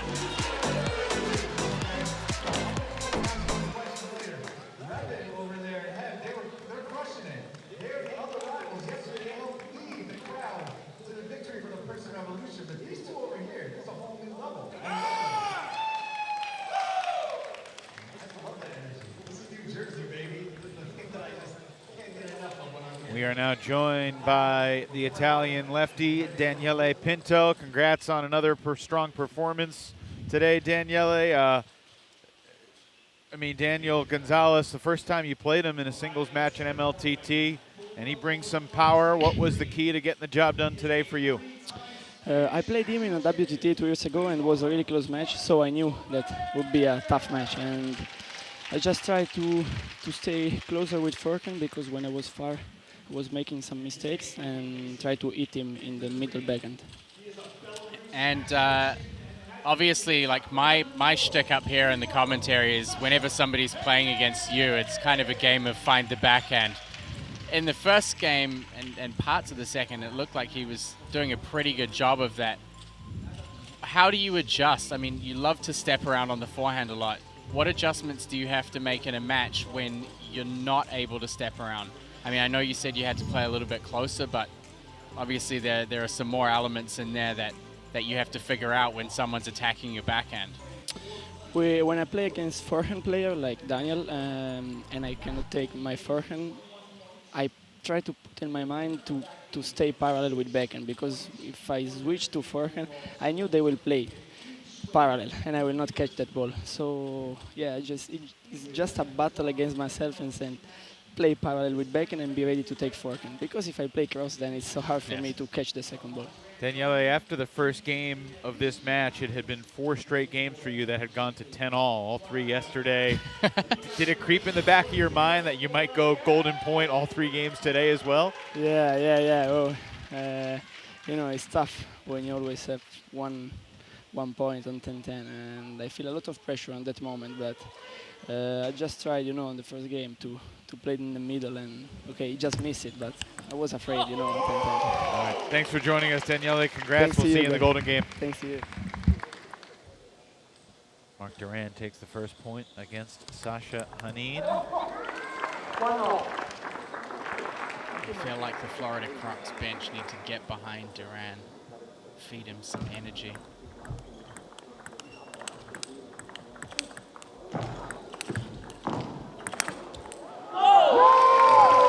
Big hitting. Let me throw some analytics at you about the importance of this match. I mean, a Mark Duran sweep, he could give the Crocs an 8-7 lead going into the golden game. Talked about it all year long. Teams with a lead going into the golden game have won almost 80% of the time. And you may think, oh, well, what's the significance of a 1-point lead at the start of a golden game? Teams with a 1-0 lead heading into the golden game have won 75% of the time.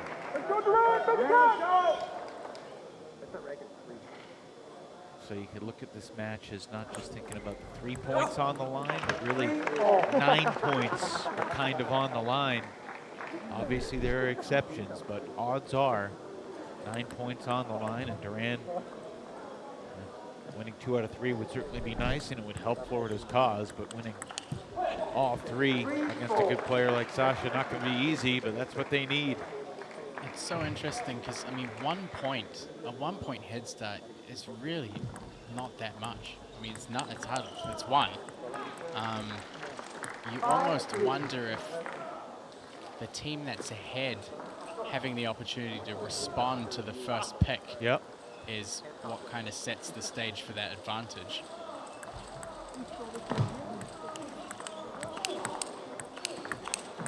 Oh, Sasha Hanin with a big forehand counter cross court.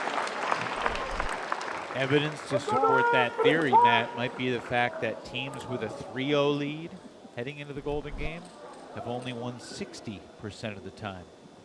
So traditionally, for the full season, teams have a better win rate when they're up 1 than when they're up 3. Certainly not something anyone's thinking about. Obviously, a team up 5 going into the golden game has won 94% of the time. Duran back within 1 here against Sasha. Just the second meeting of the season, singles between these two. They played back in November, and Duran took 2 out of 3. Duran again going with the backhand punch down the line.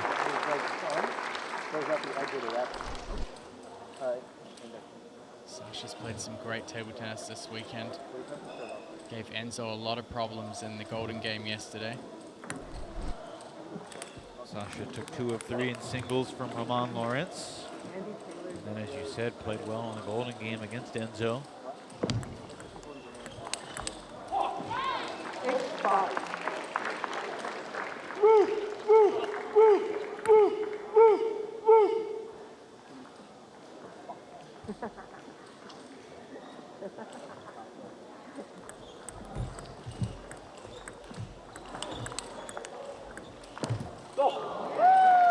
Duran hanging on by a thread right there. But he's back within 2. It's going to be tough for him to try and turn things around in the first game. My goodness. Sasha Hanin. Within 2 points of taking game 1.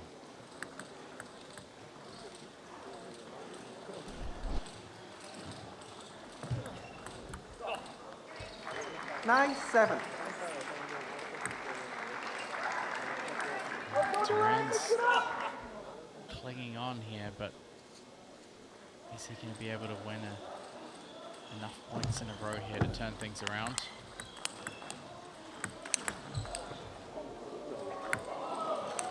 Oh, it caught the edge. 10-7. Can you believe it? And that left Sasha's paddle for a split second. He probably thought he hit it a little too long, but it just does catch. Game point.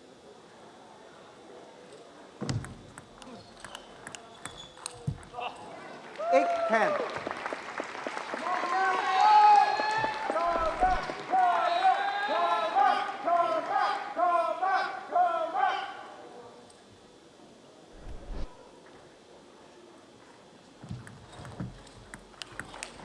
Straight at the body from Duran. He's still alive. He's going to need 2 more points in a row if he wants to win the first game. Got one of them. First one. 10-all. Pressure's on. Golden point. Hanin has the serve. This is our 4th golden point of this team match. There have been 4 other games that have been 11-9. And what a battle this has been. Let. Oh, that's got to add some nerves.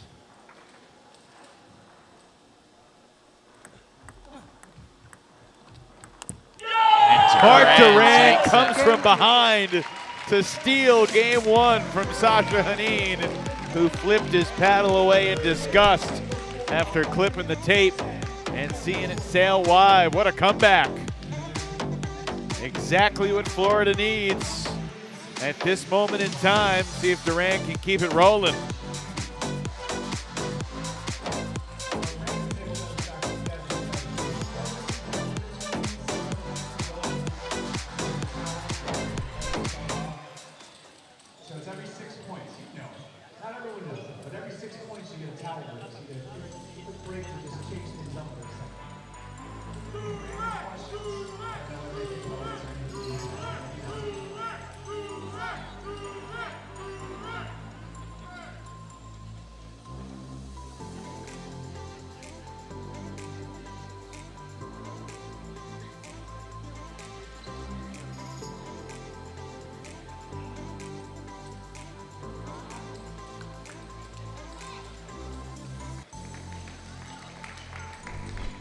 Well, throughout the season, Matt Hetherington, you have talked a lot about Mark Duran's fighting spirit and his kind of never say die style. You know, yesterday he lost the first 2 games against Jinshin Wang by the combined score of 22-9. Comes back and wins game 3, 11-4. I mean, no matter how bad things might seem for Mark Duran, he's going to keep fighting. And we saw that on display in game number 1.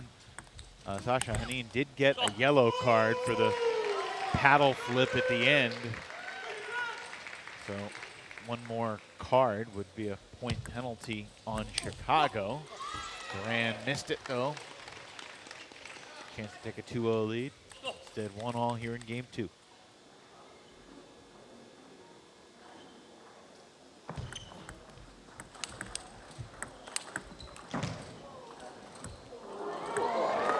Did that hit the table cam? Either hit the table cam or the net post. Table cam's on the other side of the table. I hit the net post, but then it bounced backwards.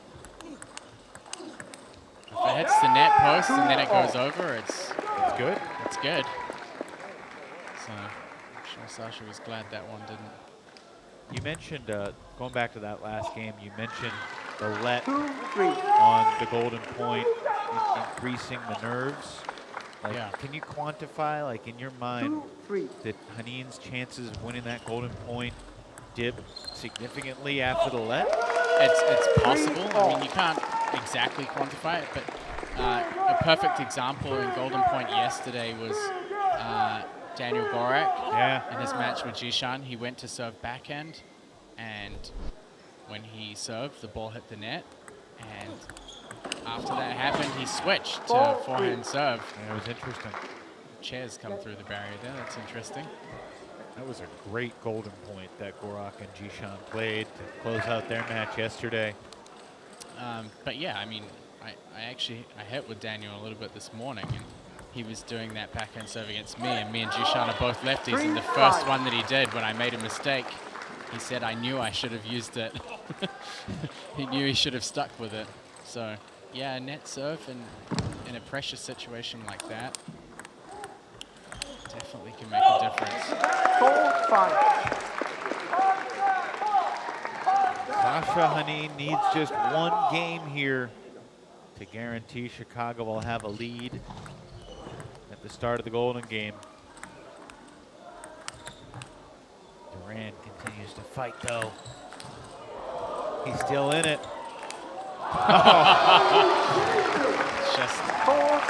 Just hit near the edge of his racket, I think.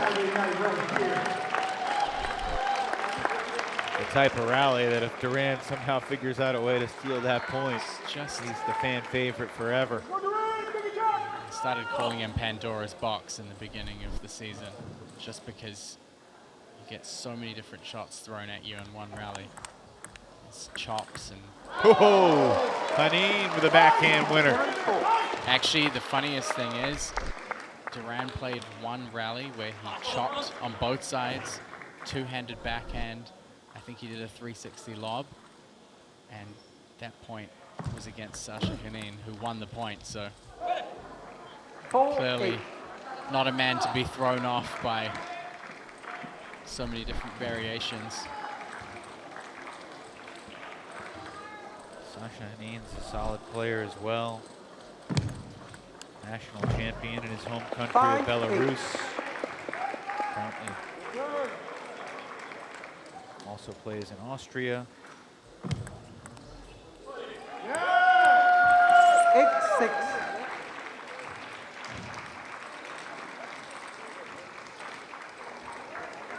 Duran again trying to maintain connectivity here in game 2.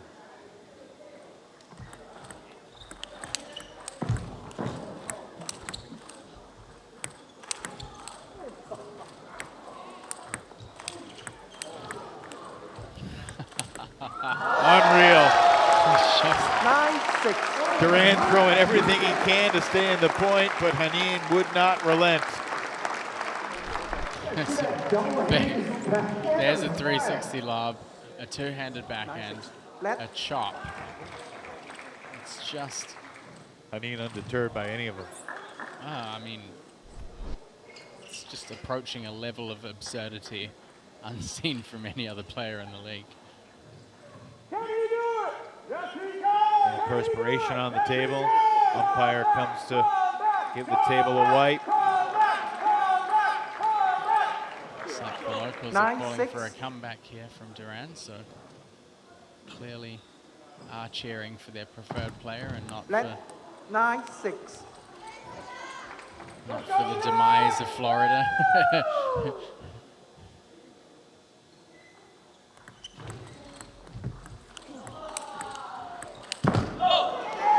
7-9. Ran back within 2. Well, he did it in game 1. Can he do it here in game 2? White table. There's more sweat on the table from 7-9. Hanin. Umpire stopping the point there to make sure the table's dry. Wow. Duran back within 1, 9-8. Timeout. Timeout, Chicago. I want those two guys to just follow me around. I think yelling, can you do it? Yes, you can. It's hard, so I know It's it like is life coach very well. material And right when there, we are you know? nervous, and it's very hard at the end to play, to be precise. So what I do when I'm at the end of the set with him, I wait way more. I wait way more the serve to come, and I do, because if you do okay, it's normally not destroying the ball. Okay, so I try, because otherwise, you know, if you jump on the ball, then it's very hard, very easy to make the mistake, or like very high and it kills. So maybe that's what you can do. If you feel like you wait a little bit more the ball, this, and then you're ready and solid after that. Because in the rally you have okay. And then anyway you have the serve after that. Let's go. Let's go. Interesting to hear Damian Provost do all of the coaching there. And did I hear right that basically his message was to play a little bit safe, to not go forward immediately to get in the point? Yeah, I mean, which is what Damian would do. Yeah, you can almost guarantee that once you back Duran off the table, he's probably going to stay there. And I think safety works pretty well against him. I mean, if you hit enough balls when he's so far backed off and manage to kind of navigate his insanity, I guess. 9-all. Let. It's a let. 9-all.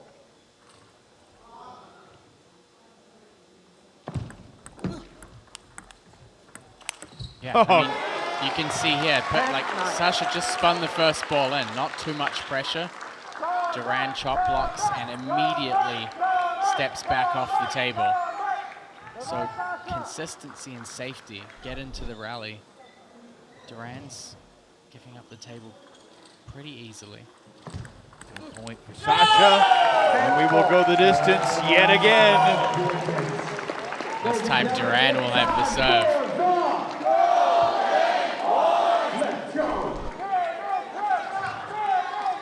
So far in this team match, Florida's 2-1 on golden points. And this one taken by Hanin. Duran cannot complete the comeback this time. He had it on his serve, but Hanin with an excellent rally, changing the angle to take game 2 and guarantee the win will have the lead going into the golden game. Duran just immediately pointing to the forehand corner like, why did I do that?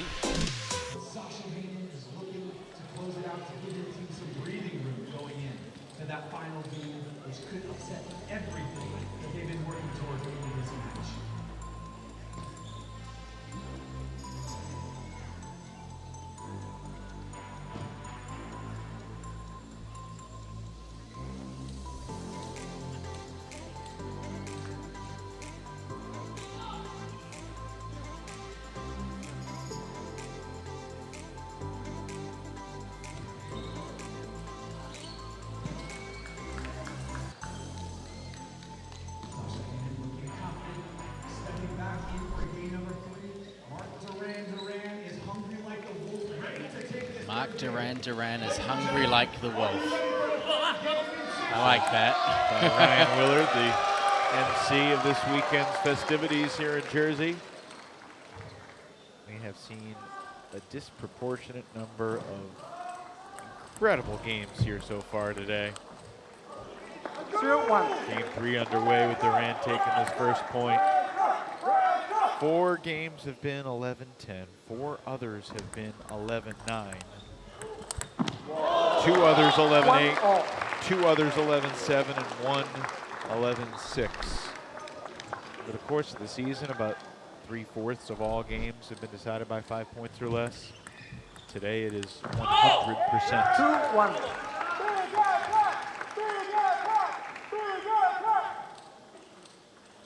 So who are you leaning toward in game 3? That caught the top of the net. Duran stays alive and wins the point. 1-3. Oh my goodness.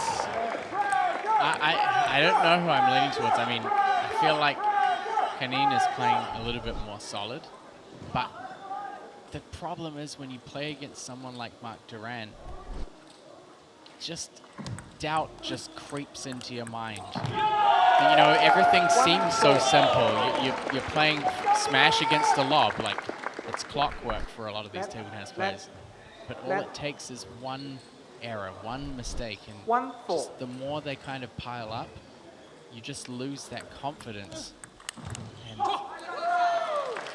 it's really a question of whether Sasha can maintain confidence or whether Duran is really going to disrupt the flow of the match.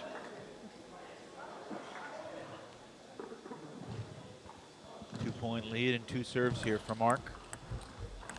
And now a 3-point lead for the Spaniard. Duran from Barcelona, 37 years old. West Division will be wrapping up their regular season slate in Wichita 3 weeks from now. MLTT Championship Weekend event will be in Chicago, April 27th and 28th.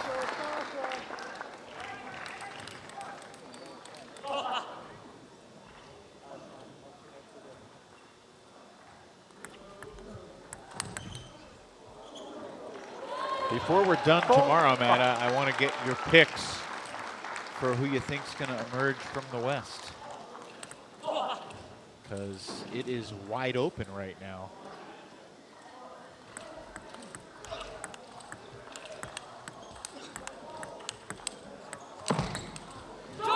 Five all here in game 3. Just a quick glimpse at the West standings. The Blasters are in first place, 5 points ahead of the Paddlers, who are in second. The Smash are 11 points behind the Paddlers in the 3 spot. Seattle with a good amount of work to do. As you see the standings on the screen now, Seattle, 27 points out of a playoff spot after a tough performance in Everett. I think we saw in Everett that Bay Area, when they have their full team lineup, is pretty formidable. So if they have their full lineup in Kansas, I think they should be pretty confident that they can take away a spot. Between Texas and Portland, it's a tough juggle. 5-7. One thing I do know is that Dave Macbeth wasn't in Everett because he was expecting a child. I just caught up with him really briefly this morning because it was his birthday yesterday, or the day before, and I asked him how his sleep was going, and he said the baby hasn't been born yet, so who knows whether we'll see him in Wichita or not. Caught the edge, and Hanin somehow steals that point. So initially I would kind of go with Bay Area and Portland. I think Portland having Cole, G-Way's been playing amazing. But we'll see what happens. And it's tied again in this epic battle. I think Duran's still playing a lot more defensively in these points. You have to feel that Hanin has the upper hand. 8-7. And yet Duran just finds a way to wiggle and win these key points too. There's Enzo Angles in the background. Curtain peekers, that's what they're. 8 all.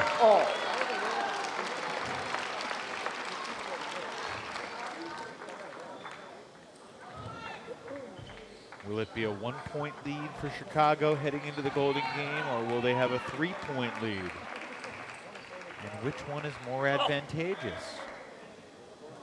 Seems obvious to say, well, 3-point lead, dummy, but the numbers suggest otherwise. There's a big chance missed there by Duran. It's going to be timeout, Florida.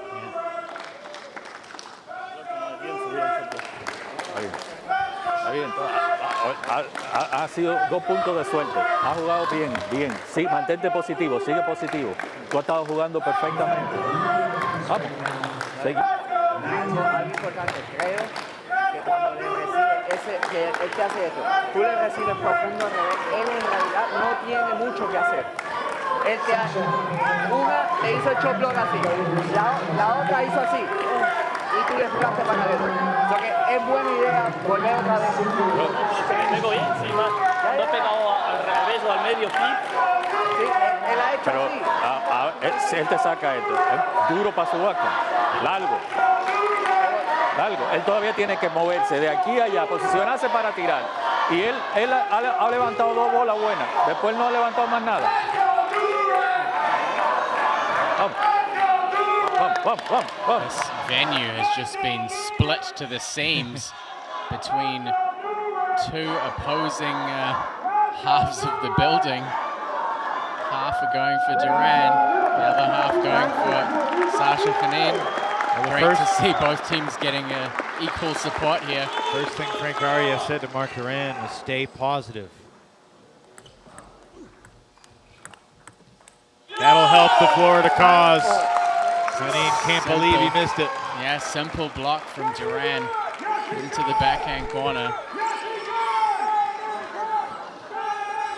There have been a handful of matches this year where all 3 games have gone to Golden Point. This could be another. And leads 10-9. The serve return was kind of floated a little bit. Duran didn't attack. Tried to go for the soft touch. Could be a costly mistake for him. He has another serve, but game point for Hanin. Oh, hands feet Duran. All again. Well, this is an incredible Golden Point. All 3 games have gone the distance, and 1 single point will decide this match.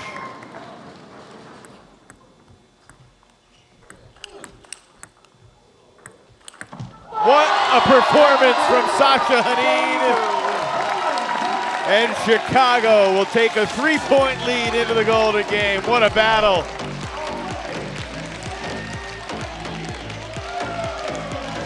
what a battle. Sasha Hanin just tearing that backhand.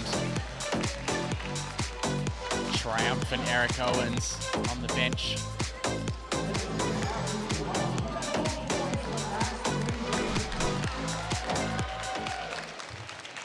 I mean, this team battle between Florida and Chicago has featured some of the closest games of the entire season.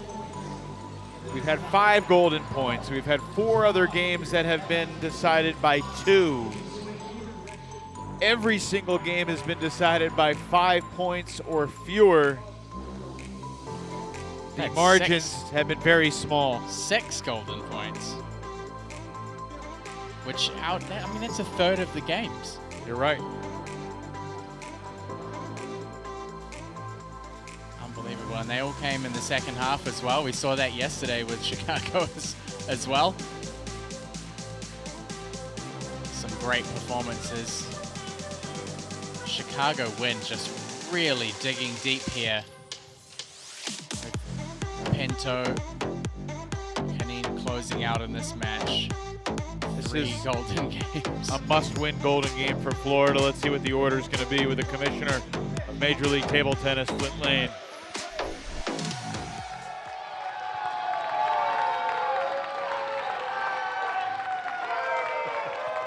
All right.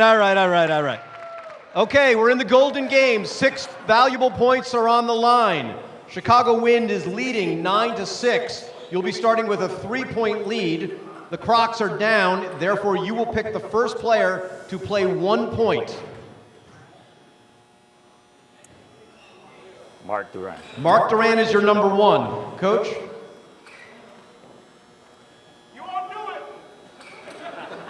I think he has to. I'll do Sasha Kanin. Sasha Kanin is your 1. Your number 2.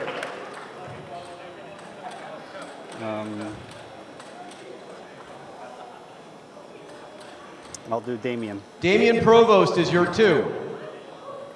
Daniel Gorak. Daniel Gorak is your 2 and your 3.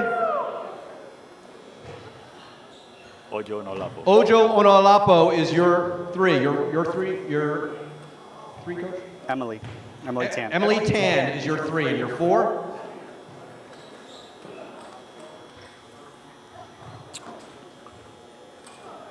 4 will be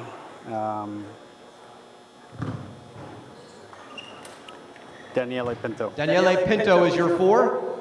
Matilda Ekholm. Matilda Ekholm is your 4, making Daniel Gonzalez your 5, making Alex Kazaku your 5. Good luck, coaches. Yeah, good luck. Well, it started a little chalky, and then it got pretty spicy when Eric Owens chose Emily Tan to battle Ojo Onalapo. That gives us the cross-gender matchup in the 4 spot with Pinto and Ekholm, and then Kazaku and Gonzalez. Yeah, I'd certainly be interested to know the thought process behind matching up Emily with Ojo. I mean, he's made decisions where he's thought Emily would perform better against male players before. That's an interesting one. Ekholm we've seen perform well against Pinto in the Golden Game before. And how about Sasha Hanin? They go back to the table knowing it's going to be just one more point after they just played 3 games that all went to the golden point. And Hanin, again, has the goods when it counts. It's 4-0 for the win.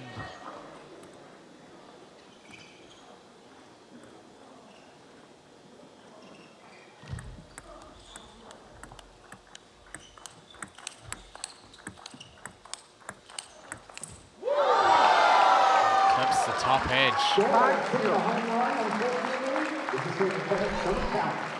Sounds like the ball might have broken on contact there as well.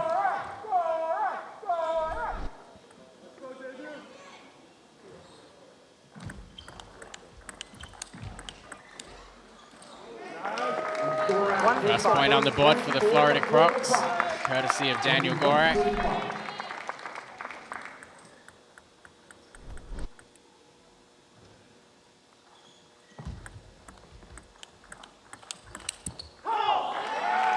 I mean, as you look at the whole board here, which matchup, if any, do you think Florida has a significant advantage where they can make up some ground?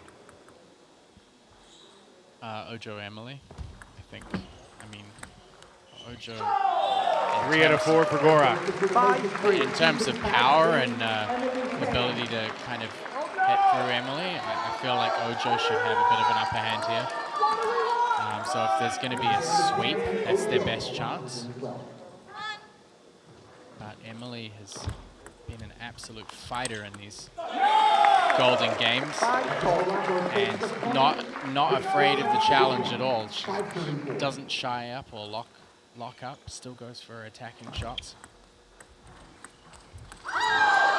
Big fist pump from Emily Tan. A key point to keep Chicago in front. Goes for the heavy push, just misses the table. Maybe Pinto and Ekholm coming up next. And 3 out of 4 for Ojo after Gorak won 3 out of 4. And the early lead has disappeared here in this Golden Game for Chicago. Ekholm could potentially split here. I think she has an advantage with her serve. Reverse pendulum, lefty against lefty.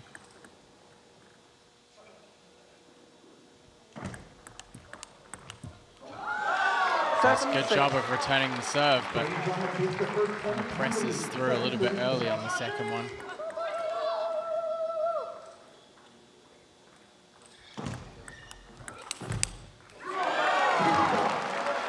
Clutch from Daniele Pinto. Like he's been all season long, quite frankly. Ekholm's got to try and keep the ball away from the forehand cross-court angle. She gets it in this time.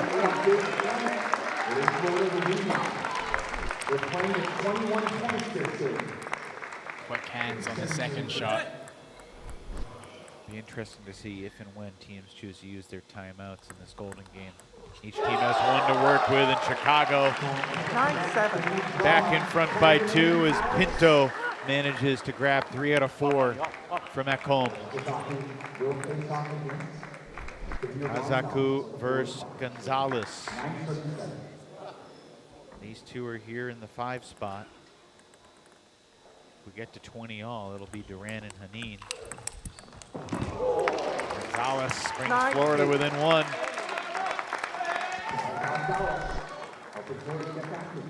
Kaku took 2 out of 3 earlier in the match against Ojo. Gonzalez took 1 out of 3 against Daniele Pinto.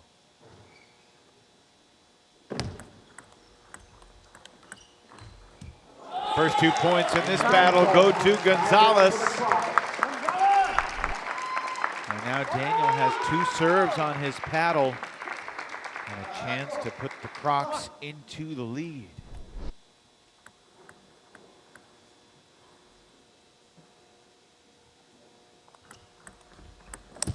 Missed it.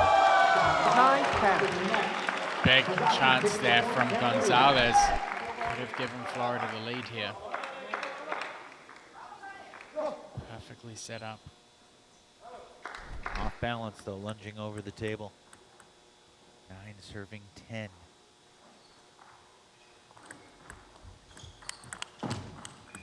Oh, what a shot by Gonzalez, catching the corner. An apology, but he takes 3 of 4 against Kaku. We're even again, 10 all. I'll tell you, Matt, these next 20 points, if we get that many, are going to be absolutely fascinating.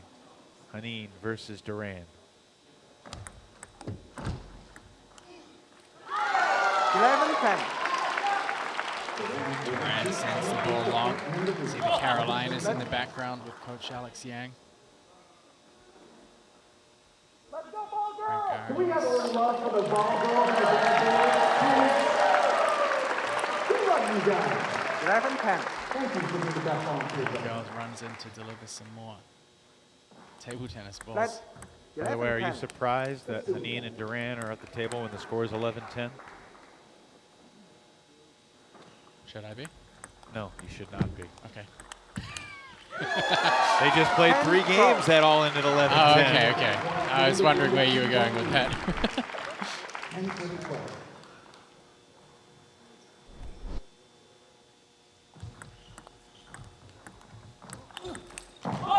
Duran needed it, and he got it.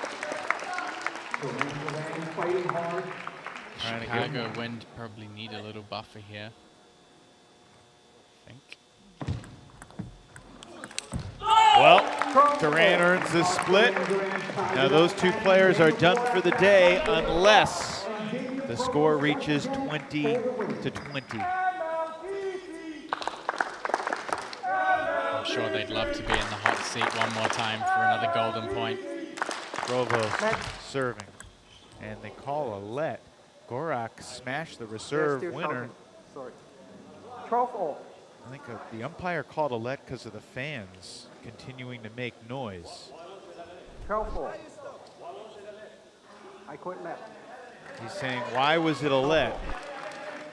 The only explanation could be because the fans were continuing to make noise. Let's play. This is traditional table tennis, perhaps versus MLTT. Traditionally, you wait for silence, but MLTT is different. There are no regulations. These fans have been going all weekend so far, so it's...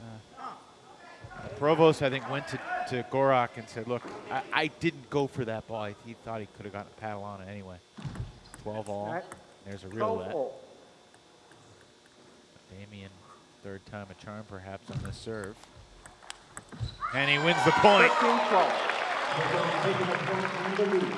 What do you think here, Matt? What do you think of all of this? Kind of hard to say. I feel like Gorak's had a little bit of tough luck with some of these situations across the season. But makes the most of the next ball.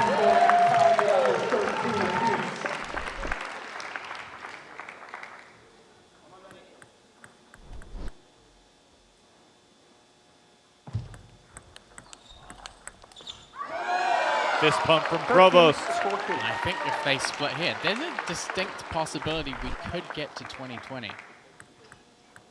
If the mixed Ojo and Emily and Ekholm and Pinto split opposite directions and Kaku and Gonzalez go close, we could get to 2020 here. Come on, get us ahead. Come on, get us ahead. Come on. Frank Arias is really encouraging Ojo to get the team ahead. There have been 78 golden games this year. Only 5 have reached 20 all. The ultimate golden point. 10 put Chicago in front, back by 1. We have not had a 20 all game since December, Matt.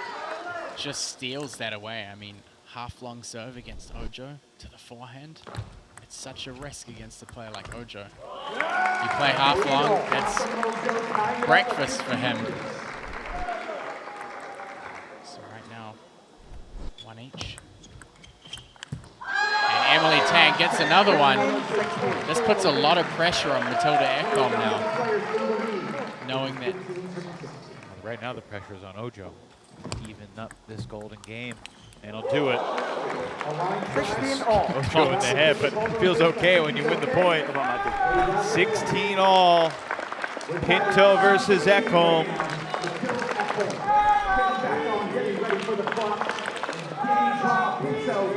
It has already been a classic battle between Chicago and Florida. So many games down to the wire. Almost feels destined for the ultimate golden point. Pinto for Pinto.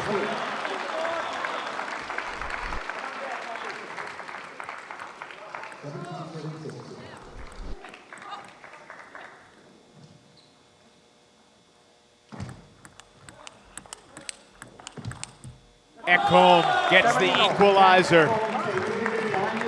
17 all. Each team still has a timeout, but I mean, it's been tight the whole way.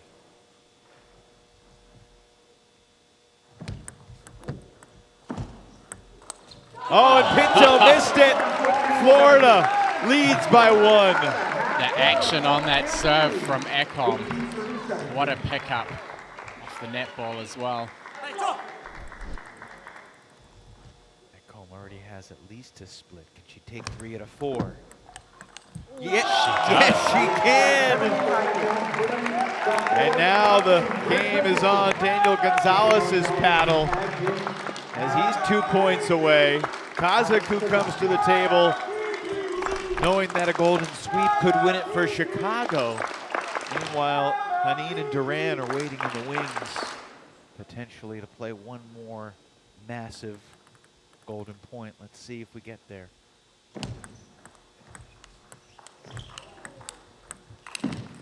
Missed it.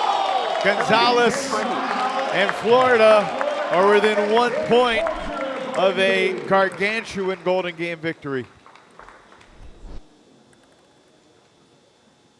Kaku in position now, knowing he needs to win these next 3. Can only do it 1 at a time. Let 17-20.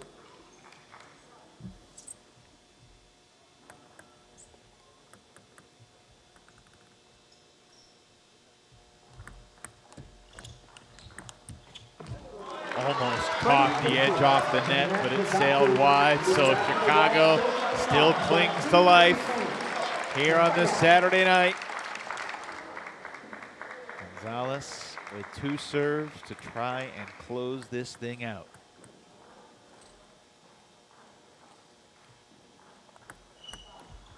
And it's done!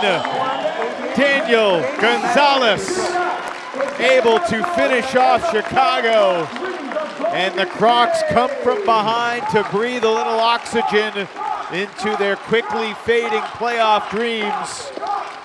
Frank Arias and Florida prevails 21-18 in the Golden Game, and they win the match 12-9 over Chicago. Right after this at 7 p.m., the Carolina Gorak are going to take on the hometown, home team, Princeton Revolution. One of the more riveting, suspenseful battles we've had all season long.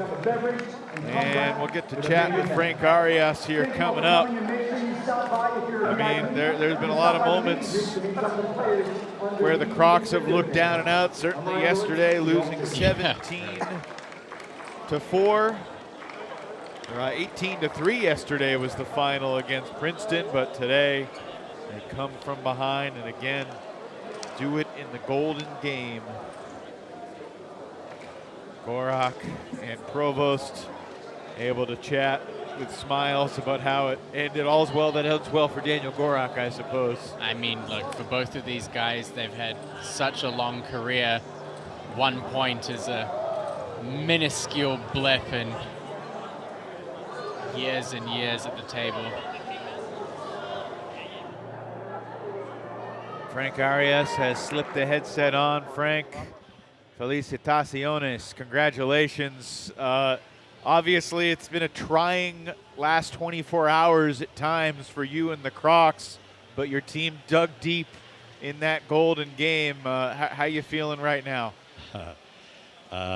Gracias. I'm gonna use Inglés, por favor. I'm gonna use a baseball cliche. It's not over till it's over. So we're gonna fight. We're gonna keep fighting, and hopefully we have the chance. And what has been, if you look back over the season, obviously, Florida, you've had some highs, you've had some lows. I mean, every team has them. For you, kind of coming into this championship weekend, obviously Winter Haven, you know, it wasn't a great performance for you guys as a team. Sometimes the bench has been a little bit stale. What has been the important thing for you working with the team coming into this weekend to really try and get the team to show up? After yesterday tough loss, I thought we were gonna go head down, and no, we decided we need to keep it up and we need to keep fighting, and that's the spirit we want to bring into the table. So every point counts, and we're gonna fight every point. Frank, with that come from behind win, you improved to 6-0 against Chicago this year. What's been your secret against the wind? I don't know. They've been leading, I think, in 2 or 3 of our matches, and we come to the golden game, and it comes on our favor. So maybe it's a little bit lucky, or we've been doing good on the golden games. Well, I'm curious what your thoughts were when Eric chose Emily Tan to go against Ojo, and then you had to match up Matilda against either Daniele or Kazaku, and it turned out that Matilda was a key player for you in creating that late separation. It was, really it was. Actually, I sent Ojo, hoping he was gonna send his player, and then I had a chance to. My plan was to play Matilda against Daniela Pinto. She's been doing good against him in the last 2 or 3 times he's faced him. So obviously you become big Carolina Gold Rush fans tonight, I think, and you root for Carolina to try and beat Princeton. Do you have Carolina Gold Rush gear that you can put on and cheer for them this evening? I don't know, but I have some secret that I will be robbing, waiting for the result. Well, regardless of what happens the rest of the weekend, I mean, this was an incredible match. 6 games of the 15 were 11-10. 4 others were 11-9. And somehow you guys deliver a comeback to win the Golden Game. Congratulations. Enjoy it. And we'll see you tomorrow for the final regular season match. Thank you so much. The team did a great job. These guys are not, they're invincible. They don't throw the towel. They're Awesome. always fighting. Great stuff. Thank you, Frank. We'll see you tomorrow. All right. Thank you so much, guys. Well, Mark Duran had some great battles with Sasha Hanin and Daniel Gorak and company. Find a way to get the victory. We are just 20 minutes away from the start of the Princeton-Carolina nightcap. Let's quickly chat with Daniel Gorak. Daniel, can you hear us? Yes, hello guys. How are you feeling, man? It was intense, so many games down to the wire. It felt like in the Golden Games you've had a lot of points that you've kind of could have gone your way and they didn't go your way. You've had some tough luck, but you and your team are still alive. How'd you do it? What I can say, this is table tennis world. Welcome. I'm glad we won today this match because it was very important for us. We have some small chances and we will keep fighting till the end. And you know, your position in the team, obviously you're a first-round draft pick, and you know, you're kind of in a position where you have to lead the team. Do you feel that pressure, especially as the season's gone on and You know, obviously lots of ups and downs in the matches, but do you feel a lot of pressure having to go out and often play the first match and then play the doubles? And, you know, you're in a position where I guess you kind of have to set the stage for the team a lot of the time. Do you feel that pressure a lot? Of course, there is in every match is the pressure. No one wants to disappoint in the team. I played for so many years in the European League, and I feel like I have some experience which I can afford this. But like you saw yesterday, I was leading 8-1 with Jishan, and I lost the game 11-8. I completely lost my head, which was also, I was disappointing myself, but I was glad to come back, which I won the second game, and the last game I lost with Golden Point. We fight each other, the score is gone. We know you'll keep fighting. Thank you for joining us. Congrats on the Golden Game win, and we will see you tomorrow, Daniel. Thank you very much, guys. Thank you. How about it, Matt? I mean, think about what we've seen over the past couple of days. After we witnessed 23 consecutive Golden Games won by the team that entered with a lead, that's 2 comebacks in the last 3 Golden Games, which is a reminder that anything can happen. Yeah, and by opposing teams as well. It was Chicago yesterday. Today it's Florida against Chicago. There's still a lot on the table here in this East Coast Division weekend. We obviously have Princeton coming up against the Carolinas at 7 p.m. It's going to be a pretty impressive one. Yeah, we got Enzo against Jishan. Enzo trying to avenge a loss, one of his 3 all season. You got Kai and Koyo. We got Bastion and DeSantalan, Roman and Jinshin coming up. But the first game belongs to Florida. Gonzalez clinches it. 12-9 win for the Crocs. We'll see you shortly for Princeton and Carolina.